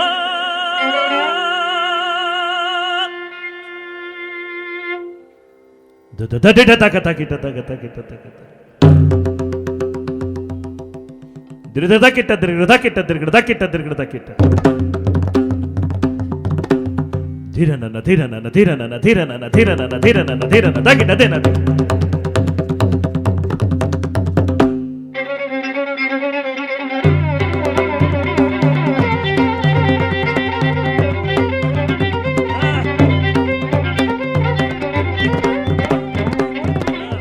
ಕಂಡೆನ ತಂಡ ತಂಡದ ಹಿಂಡು ದೈವ ಪ್ರಚಂಡ ರಿಪು ಉದ್ದಂಡ ಗಂಡ ನರಸಿಂಹನ ಕಂಡೆನ ತಂಡ ತಂಡದ ಹಿಂಡು ದೈವ ಪ್ರಚಂಡ ರಿಪು ಗಂಡ ಉದ್ದಂಡ ನರಸಿಂಹನ ಕಂಡೆನ ನರಸಿಂಹನ ಕಂಡೆನ ನರಸಿಂಹನ ಕಂಡೆನ ತಂಡ ತಂಡದ ಹಿಂಡು ದೈವ ಪ್ರಚಂಡ ರಿಪು ಗಂಡ ಉದ್ದಂಡ ನರಸಿಂಹನ ಕಂಡೆನಯ್ಯ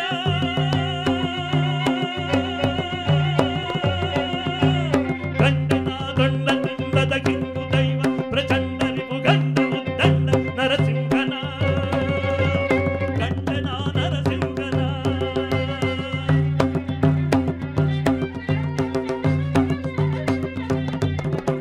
ಗುಡುಗುಡಿಸಿ ಕಂಬದಲ್ಲಿ ತಡ ತಡ ಸಿಡಿಲು ಸಿಡಿಯೇ ತಗದಿ ಗುಡುಗುಡಿಸಿ ಕಂಬದಲ್ಲಿ ತಡ ತಡ ಸಿಡಿಲು ಸಿಡಿಯೇ ಗಿಡಿಗಿಡಿಸೆ ನುಡಿಯಟಗಲೊಡನೆ ಮುಡಿ ಬಿಡಿದೋ ಗಡಗಡನೆ ನಡು ನಡುಗೆ ಗುಡಿ ಗುಡಿಸಿ ಸಭೆ ಬೆದರೆ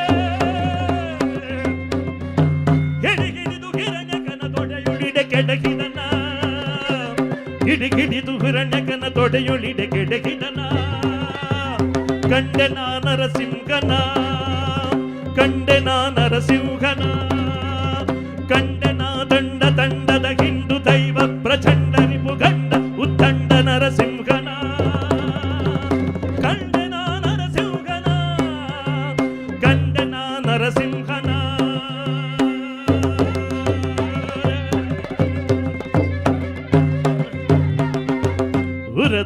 ಬಳಸಿ ಅರಿ ಬಸಿರ ಸರ ಸರನೆ ಸೀಳಿ ಉರದೊಳ ಬಳಸಿ ಅರಿ ಬಸಿರ ಸರ ಸರನೆ ಸೀಳಿ ಪರಿಪರಿಯಲ್ಲಿ ಚರ್ಮ ಎಳೆದೆಳೆದು ಗೆಲುವು ನರ ಪರಿಪರಿಯಲ್ಲಿ ಚರ್ಮ ಎಳೆದೆಳೆದು ಗೆಲುವು ನರ ನರವನು ತೆಗೆದು ನಿರ್ಗಳಿತ ಶೋಣಿತ ಸುರಿಯೇ ನಿರ್ಗಳಿತ ಶೋಣಿತ ಸುರಿಯೇ ಹರಿಹರಿದು ಕರುಳ ಹರಿಹರಿದು ಕರುಳ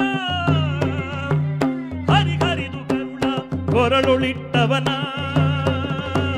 ಕಂಡೆನ ನರಸಿಂಹನ ಕಂಡೆನ ನರಸಿಂಹನ ಕಂಡೆನ ನರಸಿಂಹನ ಕಂಡೆನ ನರಸಿಂಹನ ಕಂಡೆನಯ್ಯ ಕಂಡೆನಯ್ಯ ಕಂಡೆನಯ್ಯ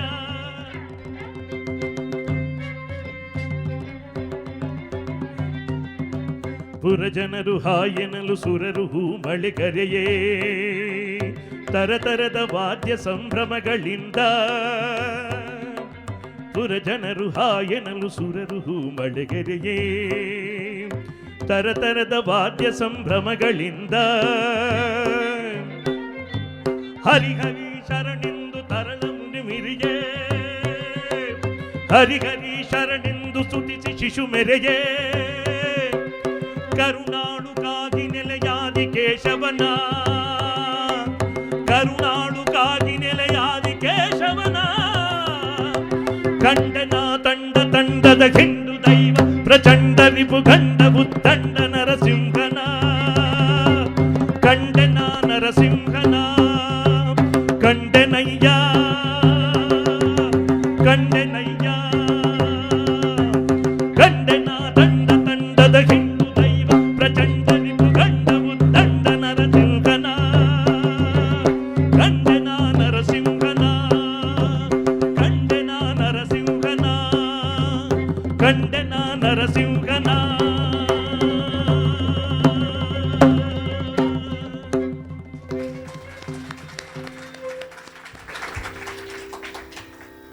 ಆ ಹಾಡು ಕೇಳಿದ ನಮಗೂ ನರಸಿಂಹ ದರ್ಶನ ಆಗಿಬಿಡುತ್ತೆ.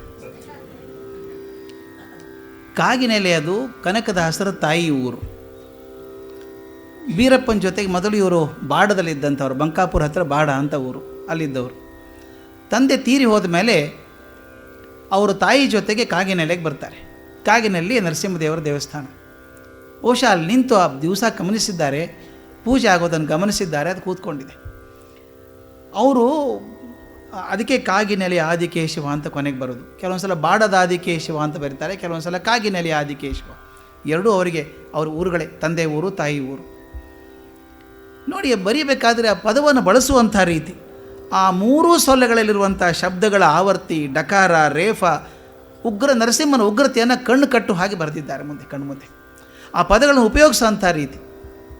ಆಗಲೇ ಹೇಳಿದ್ದಲ್ಲ, ನರಸಿಂಹನ ಬಗ್ಗೆ ಹೇಳಬೇಕಾದ್ರೆ ಆ ಮಾತು ಅಷ್ಟು ಜೋರಾಗೆ ಬರಬೇಕು.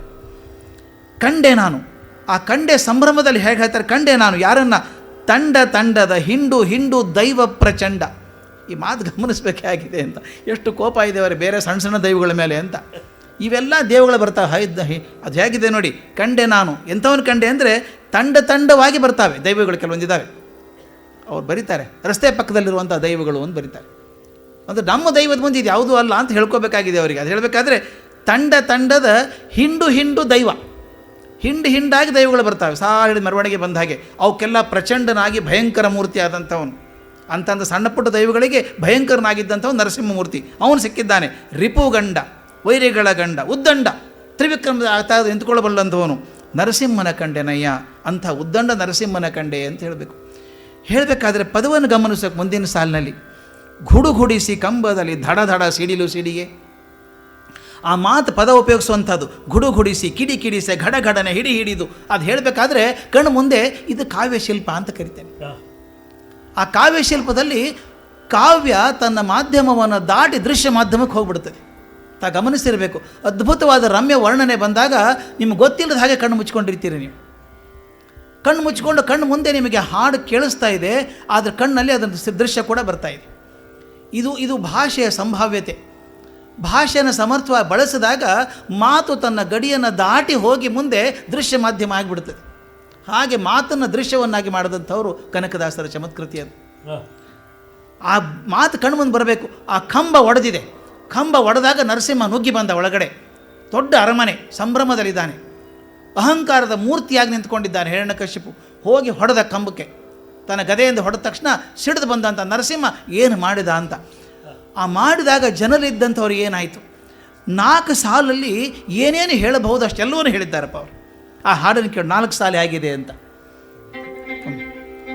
ಗುಡುಗುಡಿಸಿ ಕಂಬದಲ್ಲಿ ಧಡ ಧಡ ಸಿಡಿಲು ಸಿಡಿಯೇ ಗಿಡಿಗಿಡಿಸೆ ನುಡಿಯಡಗಲೊಡನೆ ಮುಡಿ ಬಿಡಿದೋ ಗಡಗಡನೆ ನಡು ನಡುಗೆ ಗುಡುಗುಡಿಸಿ ಸಭೆ ಬೆದರೆ ಹಿಡಿಗಿಡಿದು ಹಿರಣ್ಯಕನ ತೊಡೆಯೊಳಿಡೆ ಕೆಡಗಿದನ ಕಂಡೆನ ನರಸಿಂಹನ ಕಂಡೆನ ನರಸಿಂಹನ.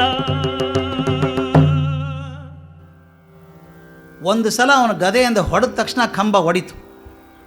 ಗದೆ ಹೊಡೆದಕ್ಕೆ ಹೊಡಿಲಿಲ್ಲ, ಒಳಗೆ ನರಸಿಂಹ ಬಂದದಕ್ಕೆ ಸಿಡಿತು. ಗಮನಿಸಬೇಕಾದ್ದು, ಕಂಬದಿಂದ ಹೊಡೆದ್ರೆ ಒಳಗೆ ಮುರಿದು ಆ ಕಡೆ ಹೋಗುತ್ತೆ ಅದು. ಕಂಬಕ್ಕೆ ಗದೆ ಮುಟ್ಟಿದ ತಕ್ಷಣ ಕಂಬ ಸಿಡಿದು ಚೂರಾಗಿ ಇವನ ಕಡೆ ಬಂತು. ಆ 1000 ಕೋಟಿ ಸೂರ್ಯರು ಬಂದ ಹಾಗೆ ಬಂದಾಗ ಏನಾಯಿತು, ಗುಡುಗುಡಿಸಿ ಕಂಬದಲ್ಲಿ ಆ ಸದ್ದನ್ನು ಕಲ್ಪನೆ ಮಾಡ್ಕೋಬೇಕು. ಬಹುದೊಡ್ಡ ಪ್ರಳಯ ಕಾಲದಲ್ಲಾದಂಥ ಗುಡುಗುಡನೆ ಸಪ್ಪಳ ಕಂಬದಲ್ಲಿ ಧಡ ಧಡ ಸಿಡಿಲು ಸಿಡಿದು ಹಾಗೆ ಬಂತು. ಕಿಡಿ ಕಿಡಿಸೆ ಆ ಗದೆ ಹೊಡೆದದ್ದಕ್ಕೆ ಮತ್ತು ಅವನು ಬಂದದ್ದಕ್ಕೆ ಕಿಡಿ ಹಾರೋಕ್ಕೆ ಶುರು ಆಯ್ತು ಎಲ್ಲ ಕಡೆ. ಒಂದು ಕ್ಷಣ ಕಲ್ಪನೆ ಮಾಡ್ಕೋಬೇಕು. ಸಿಡ್ಲಾದಾಗ ಸಪ್ಪಳಾದಾಗ ಕಿಡಿ ಕಿಡಿ ಹಾರ್ತಾ ಇದ್ದಾಗ ನುಡಿಯಲ್ಲಿ ಅಡಗಲು ಮಾತು ನಿಂತು ಹೋಯ್ತು. ನುಡಿ ಅಡಗಲು ಮಾತು ನಿಂತು ಯಾರೂ ಮಾತಾಡೋಕ್ಕೆ ಸಾಧ್ಯನೇ ಇಲ್ಲ. ಎಲ್ಲಿ ಮಾತಾಡ್ತಾರೆ, ಬಾಯಿ ಒಣಗೋಗಿದೆ ಎಲ್ಲರಿಗೂ. ನುಡಿ ಅಡಗಲು ಒಡನೆ ಮುಡಿ ಬಿಡಿದು ಕಣ್ಮುಂದೆ ಕಟ್ಟು ಹಾಗೆ ಹೊರಗೆ ಬಂದ ನರಸಿಂಹ ಮೊದಲು ಹೋದದ್ದು ಆ ಹಿರಣ್ಯಕಶಿಪನ ಮುಡಿಯನ್ನು ಹಿಡ್ಕೊಂಡ. ಮುಡಿ ಹಿಡಿದು ಘಡ ಘಡನೆ ನಡು ನಡುಗೆ ಜಗತ್ತಿನ ಆಳ್ತಿ ನಿಂತಿದ್ನಲ್ಲ ಇವನು. ಎಲ್ಲಿದ್ದ ನಾರಾಯಣ ಅಂತ ಕೇಳ್ತಿದ್ನಲ್ಲ, ಮಾತಾಡ್ತಿದ್ದ ದೊಡ್ಡ ದೊಡ್ಡ ಮಾತು. ಈ ಮಾತೇ ನಿಂತು ಹೋಯ್ತು ಅವನು. ಇದ್ರ ಕಲ್ಪನೆ ಮಾಡಿರಲಿಲ್ಲ ಇಂಥ ಅಗಾಧ ರೂಪವನ್ನು. ಬಂದು ಮುಡಿ ಹಿಡಿದು ಬೆಕ್ಕಿನ ಮರಿ ಹಿಡ್ಕೊಂಡಿದ್ದಾನೆ ಕೈಯಲ್ಲಿ. ಅದನ್ನು ಹಿಡ್ಕೊಂಡಾಗ ಅವನಿಗೇನಾಯ್ತು ಪರಿಸ್ಥಿತಿ, ಘಡ ಘಡನೆ ನಡು ನಡುಗೆ ಅಂಜಿ ನಡುಗ್ತಾ ಇದ್ದಾನೆ ಹಿರಣ್ಯಕಶಿಪು. ಜಗತ್ತನ್ನು ಮಾಡ್ತೀನಿ ಅಂತಂದಂಥವನು ನಡುಗ್ತಾ ಇದ್ದಾನೆ. ಗುಡುಗುಡಿಸಿ ಸಭೆ ಬೆದರೆ, ಆ ಗುಡುಗುಡುಗುಡು ಸಪ್ಪಳಕ್ಕೆ ಇಡೀ ಸಭೆ ಬೆದರಿ ಸುಮ್ಮನಾಗ್ಬಿಟ್ಟಿದೆ.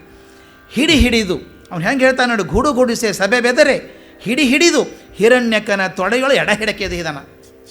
ಎತ್ಕೊಂಬಂದು ತೊಡೆಯಲ್ಲಿ ಹಾಕ್ಕೊಂಡ ಅವನು ಹೊಸ್ತದ ಮೇಲೆ ಕೂತ್ಕೊಂಡು. ಆ ಉಗ್ರ ರೂಪ ಸನ್ನಿಧಿ ನೋಡ್ಬೇಕಾದನ್ನು ಹೇಗಿದೆ ಅಂತ ಬಂದಾಗ ಕೋಪ ಶಾಂತ ಆಗಿಲ್ಲ. ಹಿಡಿದದ್ದಾಯಿತು, ಎತ್ಕೊಂಡು ಬಂದು ತೊಡೆ ಮೇಲೆ ಹಾಕ್ಕೊಂಡದ್ದಾಯಿತು. ಎಲ್ಲಿ ಹಾಕ್ಬೇಕು ಅವನ?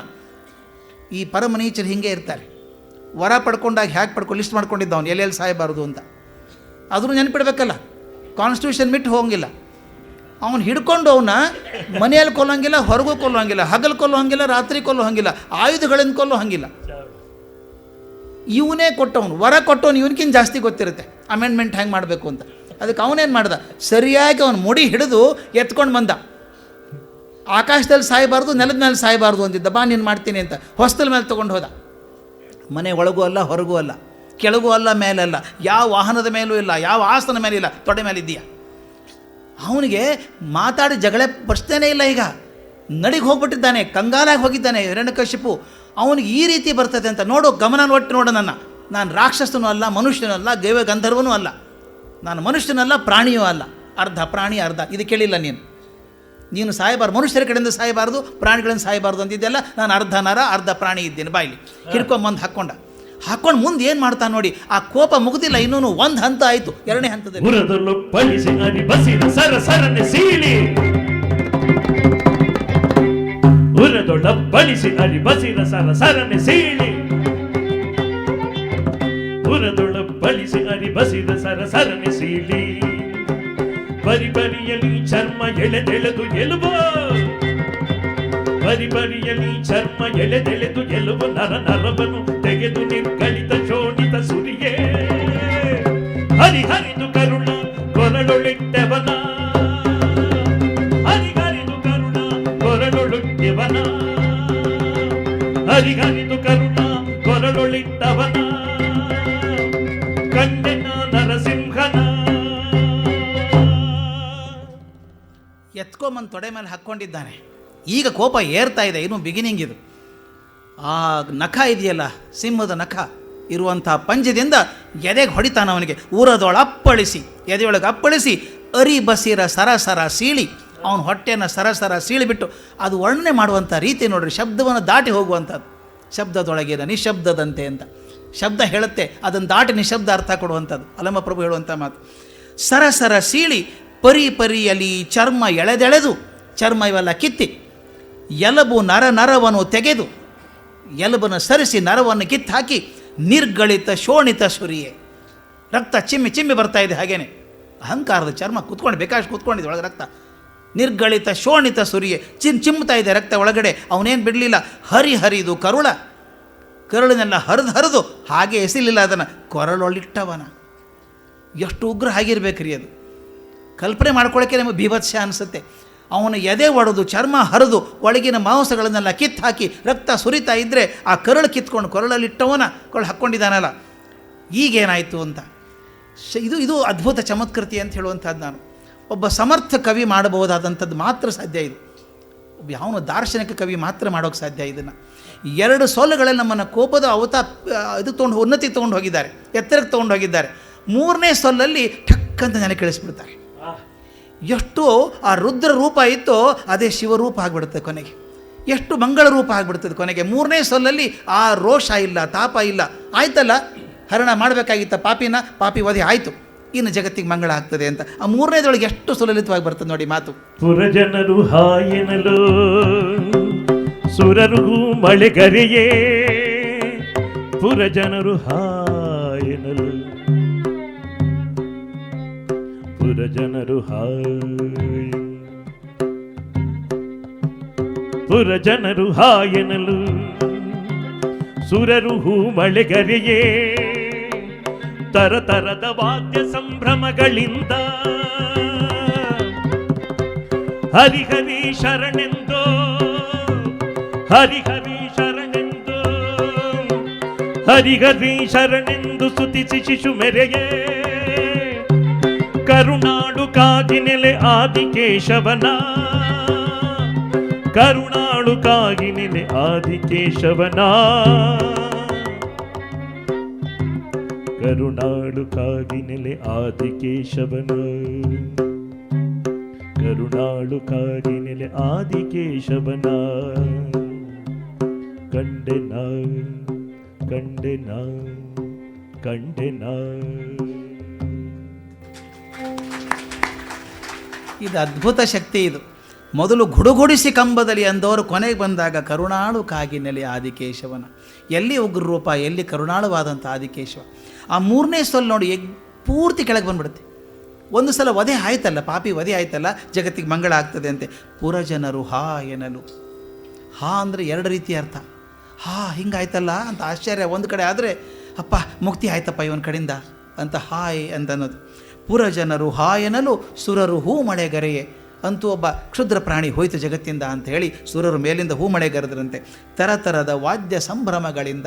ಈ ಪದಗಳನ್ನು ಗಮನಿಸಬೇಕು. ಮೇಲೆ ರೋಷಾವೇಶದ ಪ್ರತೀಕಗಳಾಗಿ ಬಂದಂಥ ಕಿಡಿಸಿ ಗುಡುಗುಡಿಸಿ ಮೇಲೆ ಬಂದರೆ ವಾದ್ಯ ಸಂಭ್ರಮ ಬರ್ತದೆ ಕೆಳಗಡೆ ಕೊನೆಯಲ್ಲಿ. ಹರಿ ಶರಣೆಂದು ಸ್ತುತಿಸಿ ಶಿಶು ಮೊರೆ ಇಡುವ. ಪ್ರಹ್ಲಾದ ನಿಂತಿದ್ದಾನೆ, ಇಡೀ ಜಗತ್ತಿಗೆ ರುದ್ರರೂಪ ತಡ್ಕೊಳ್ಳೋಕ್ಕಾಗ್ತಾ ಇಲ್ಲ, ಹಾಗೆ ಕೈ ಮುಕ್ಕೊಂಡು ನಿಂತ್ಕೊಂಡಿದ್ದಾನೆ ಮಗ. ತನ್ನ ತಂದೆ ಹರಣ ಆಗೋದನ್ನು, ಪ್ರಾಣ ಹರಣ ಆಗೋದನ್ನು ನೋಡ್ತಾ ಇದ್ದಾನೆ. ಏನಾಗಿರ್ಬೇಕು ಅವನಿಗೆ ಹೇಳಿ. ಅವನಿಗೆ ಹೆದರಿಕೆಯಲ್ಲ ನಿಂತ್ಕೊಂಡಿದ್ದಾನೆ. ಅವನಿಗೆ ಅಭಯ ಹಸ್ತ ಕೊಡ್ತಾನೆ. ತಂದೆಯನ್ನು ಕೊಂದಂಥ ನರಸಿಂಹ ಮಗನಿಗೆ ಅಭಯ ಹಸ್ತ ಕೊಡ್ತಾನೆ. ಹರಿ ಶರಣೆಂದು ಸ್ತುತಿಸಿ ಶಿರು ಮೊರೆ ಇಡುವ ಕರುಣಾಳು ಆದಿಕಾಗಿ ನೆಲೆ ಆದಿಕೇಶವನ ಕಂಡೆ. ಅಂಥವನು ಕಂಡೆ. ಕರುಣಾಳವಾಗಿದ್ದವನು ಅವನು ಮಹಾಕ್ರೂರಿನೂ ಆಗಬಲ್ಲ. ಶಾಪಾದಪಿ ಶರಾದಪಿ ಎರಡೂ ಇದೆ ಅವನ ಕಡೆ. ಶಾಪವನ್ನು ಕೊಡಬಲ್ಲ, ವರವನ್ನು ಕೊಡಬಲ್ಲ ಅವನು.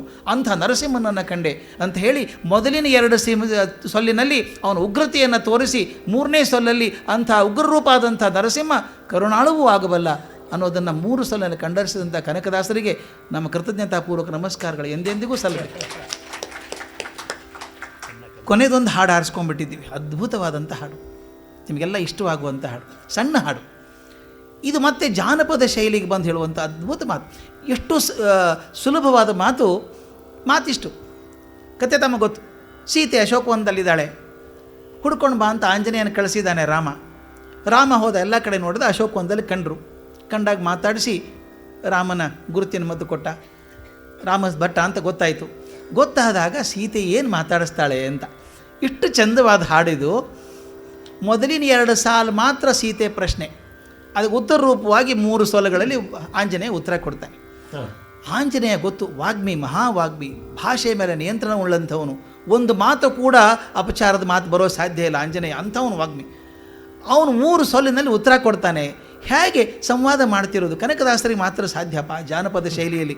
ಹನುಮನನ್ನು ಹಳ್ಳಿ ಹನುಮ ಅಂತ ಕರೆದಿದ್ದಾರೆ. ಆ ಹಾಡು ಎಷ್ಟು ಚೆನ್ನಾಗಿದೆ, ಎನ್ನ ಕಂದ ಹಳ್ಳಿಯ ಹನುಮ. ಒಂದೇ ಸಲ ಪ್ರೀತಿಯನ್ನು ಸುರಿದು ಬಿಡ್ತಾರಲ್ರಿ ಹಾಡಿನೊಳಗೆ. ಸೀತೆ ಹನುಮನನ್ನು ಕಂಡದ್ದೇ ಮೊದಲೇ ಸಲ, ಗಮನಿಸಬೇಕಾದದ್ದು ಇದನ್ನು. ಮೊದಲೇ ಸಲ ಹನುಮನ ನೋಡಿದ್ದು ಅಶೋಕವನದಲ್ಲಿ. ನೋಡಿದಾಗ ಆ ಸಂಬಂಧ ಏರ್ಪಡೋದು ಹೇಗಿದೆ ನೋಡಿ, ತಾಯಿ ಮಗನ ಸಂಬಂಧ. ಎನ್ನ ಕಂದ ಹಳ್ಳಿಯ ಹನುಮ, ಹಳ್ಳಿ ಹನುಮಪ್ಪ ನೀನು, ಅಷ್ಟು ಮುಗ್ಧ ನೀನು ಅಂತ ಹೇಳಿ ಮಹಾಜ್ಞಾನಿ ಆದಂಥ ಆಂಜನೇಯನಿಗೆ ನೀನು ಮುಗ್ಧ ಹಳ್ಳಿಯ ಹನುಮ ಅಂತ ಹೇಳಿ ಮುಂದೆ ಪ್ರಶ್ನೆ ಕೇಳ್ತಾಳೆ, ಚೆನ್ನಾಗಿ ಐದಾರ ಲಕ್ಷ್ಮಣ ದೇವರು ಅಂತ.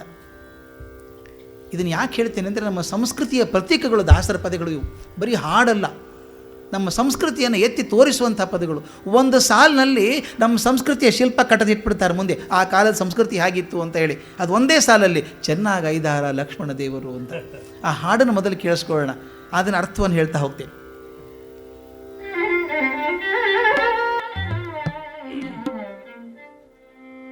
ನಿಸರಿ ಮಮ ನಿಧರಿ ಮಮ ರಿ ಸಾ ನಿ ಬಮ ರೇ ರಿ ಮ ಬ ನಿ ಬಮ ಬಮ ರಿ ಮ ರಿ ಸ ನೆ ಪ ನಿ ರಿ ಮ ರಿ ಸ. ಎನ್ನ ಕಂದ ಹಳ್ಳಿ ಹನುಮ, ಎನ್ನ ಕಂದ ಎನ್ನ ಕಂದ ಎನ್ನ ಕಂದ ಕಂದ ಕಂದ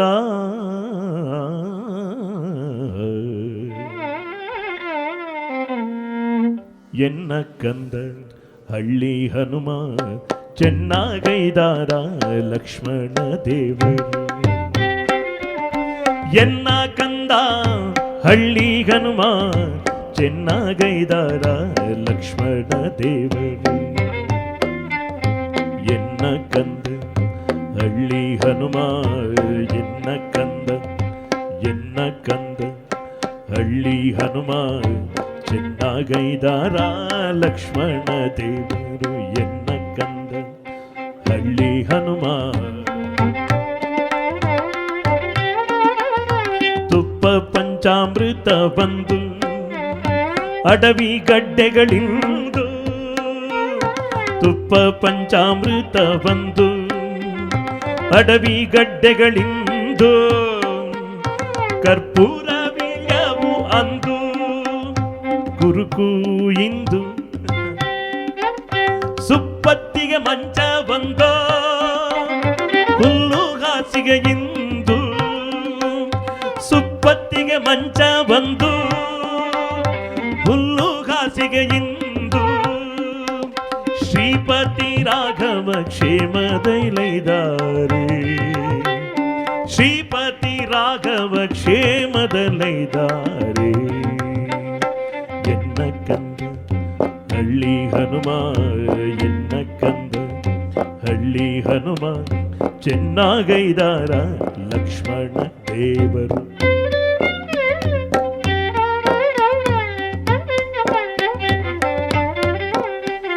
ನವವಸ್ತ್ರಗಳು ಅಂದು ನಾರ ಸೀರೆಗಳಿಂದು, ಹೂವಿನ ಗಂಟು ಅಂದು ಜಡೆಗಳು ಇಂದು, ಜಡೆಗಳು ಇಂದು, ಜವ್ವಾದಿ ಕಸ್ತೂರಿ ಎಂದು ಬಸಿತ ಧೂಳಿ ಇಂದು, ಶ್ರೀವರ ರಾಘವ ಕ್ಷೇಮದಲ್ಲಿದ್ದಾರೆ, ಶ್ರೀವರ ರಾಘವ ಕ್ಷೇಮದಲ್ಲಿದ್ದಾರೆ. ಎನ್ನ ಕಂದ ಹಳ್ಳಿ ಹನುಮ, ಚೆನ್ನಾಗೈದಾರ ಲಕ್ಷ್ಮಣ ದೇವರು.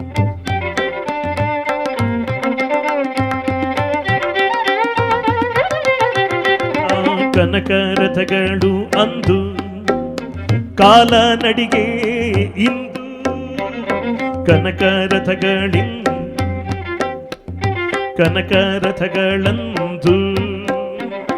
ಕಾಲ ನಡಿಗೆ ಇಂದು ಘನಛತ್ರ ಚಾಮರ ಬಂದು ಬಿಸಿಲು ಇಂದು ಸನಕಾದಿಗಳೋಲೈಪ ಸನಕಾದಿಗಳೋಲೈಪ ಸನಕಾದಿಗಳೋಲೈಪ ಸನಕಾದಿಗಳೋಲೈಪ ಆದಿಕೇಶವ ನಮ್ಮ ಹನುಮೇಶ ರಾಘವ ಕ್ಷೇಮದಲ್ಲಿದ್ದಾರೆ ಸನಕಾದಿಗಳೋಲೈಪ ಆದಿಕೇಶವ ನಮ್ಮ ಹನುಮೇಶ ರಾಘವ ಕ್ಷೇಮದಲ್ಲಿದ್ದಾರೆ ಎನ್ನ ಕಂದ ಹಳ್ಳಿ ಹನುಮ ಎನ್ನ ಕಂದ ಹಳ್ಳಿ ಹನುಮ ಚೆನ್ನಾಗೈದಾರ ಲಕ್ಷ್ಮಣ ದೇವ ಚೆನ್ನಾಗೈದಾರ ಲಕ್ಷ್ಮಣ ದೇವರು ಚೆನ್ನಾಗೈದಾರ ಲಕ್ಷ್ಮಣ ದೇವರು.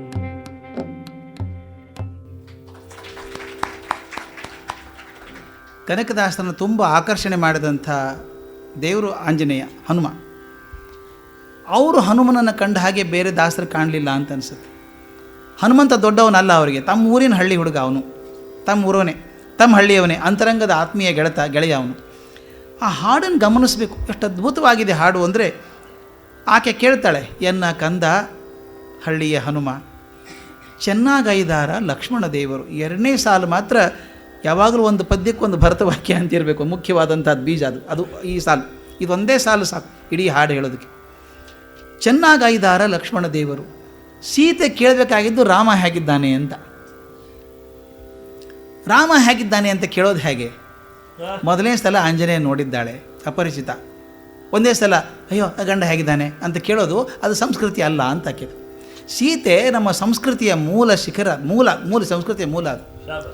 ಆಕೆ ಹೇಗೆ ಕೇಳ್ತಾಳೆ ನೋಡಿ, ಆ ಮಾತನ್ನು ಎಷ್ಟು ಧ್ವನಿ ಇದೆ ಅದರೊಳಗೆ. ಇದು ಕನಕದಾಸರ ಶಕ್ತಿ. ಒಂದು ಸಾಲಿನಲ್ಲಿ ಎಷ್ಟು ಧ್ವನಿಗಳನ್ನು ಇಡಬಹುದು ಅಂತ. ಚೆನ್ನಾಗೈದಾರ ಲಕ್ಷ್ಮಣ ದೇವರು. ಲಕ್ಷ್ಮಣ ದೇವರು ಚೆನ್ನಾಗಿದ್ದಾರಾ? ಯಾಕೆ ಲಕ್ಷ್ಮಣನ ಬಗ್ಗೆ ಕೇಳ್ತಾಳೆ ಹೇಳಿ? ಆ ಮಾತಲ್ಲಿದೆ ಒಂದು ಗಮನಿಸಬೇಕಾದದ್ದು.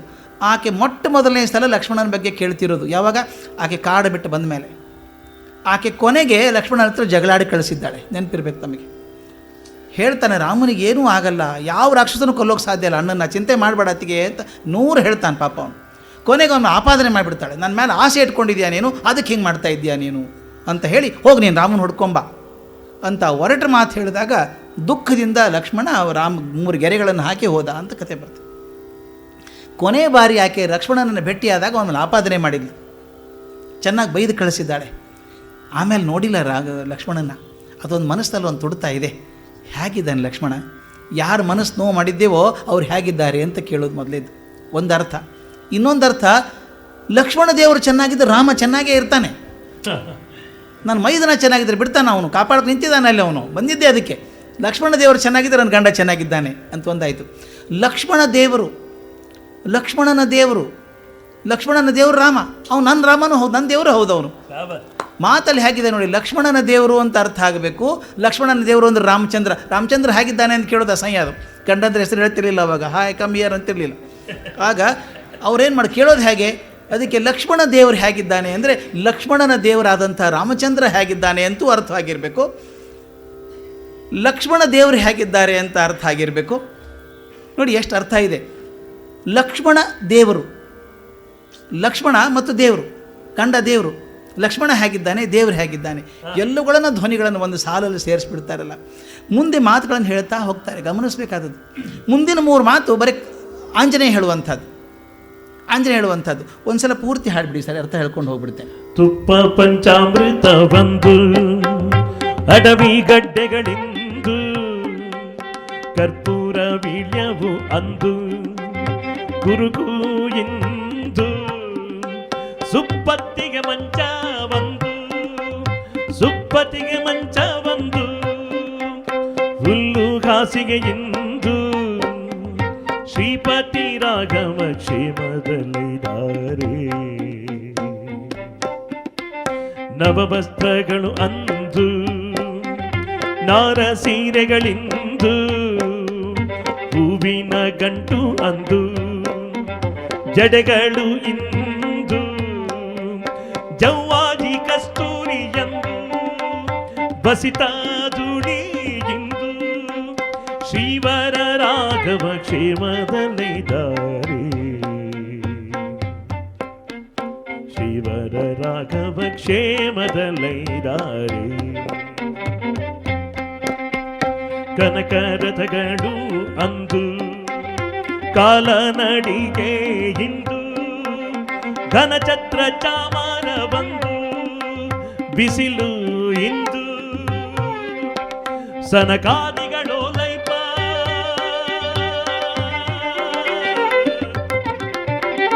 ಸನಕಾದಿಗಳೋಲೈಪ ಸನಕಾದಿಗಳೋಲೈಪ ಆದಿ ಕೇಶವ ನಮ್ಮ ಹನುಮೇಶ ರಾಘವ ಕ್ಷೇಮದಲ್ಲಿದ್ದಾರೆ. ಹನುಮೇಶ ರಾಘವ ಕ್ಷೇಮದಲ್ಲಿದ್ದಾರೆ. ಎಷ್ಟು ಕಣ್ಮುಂದೆ ಕಟ್ತಾ ಹೋಗ್ತಾರೆ, ಎರಡು ವಿರುದ್ಧಗಳನ್ನು ಹೇಳ್ತಾ ಹೋಗ್ತಾರೆ. ಆವಾಗ ಹೆಂಗಿದ್ದ ರಾಮ, ಈಗ ಹೇಗಿದ್ದಾನೆ. 3 ಉತ್ತರ ಆಂಜನೇಯಿಂದ ಇದು.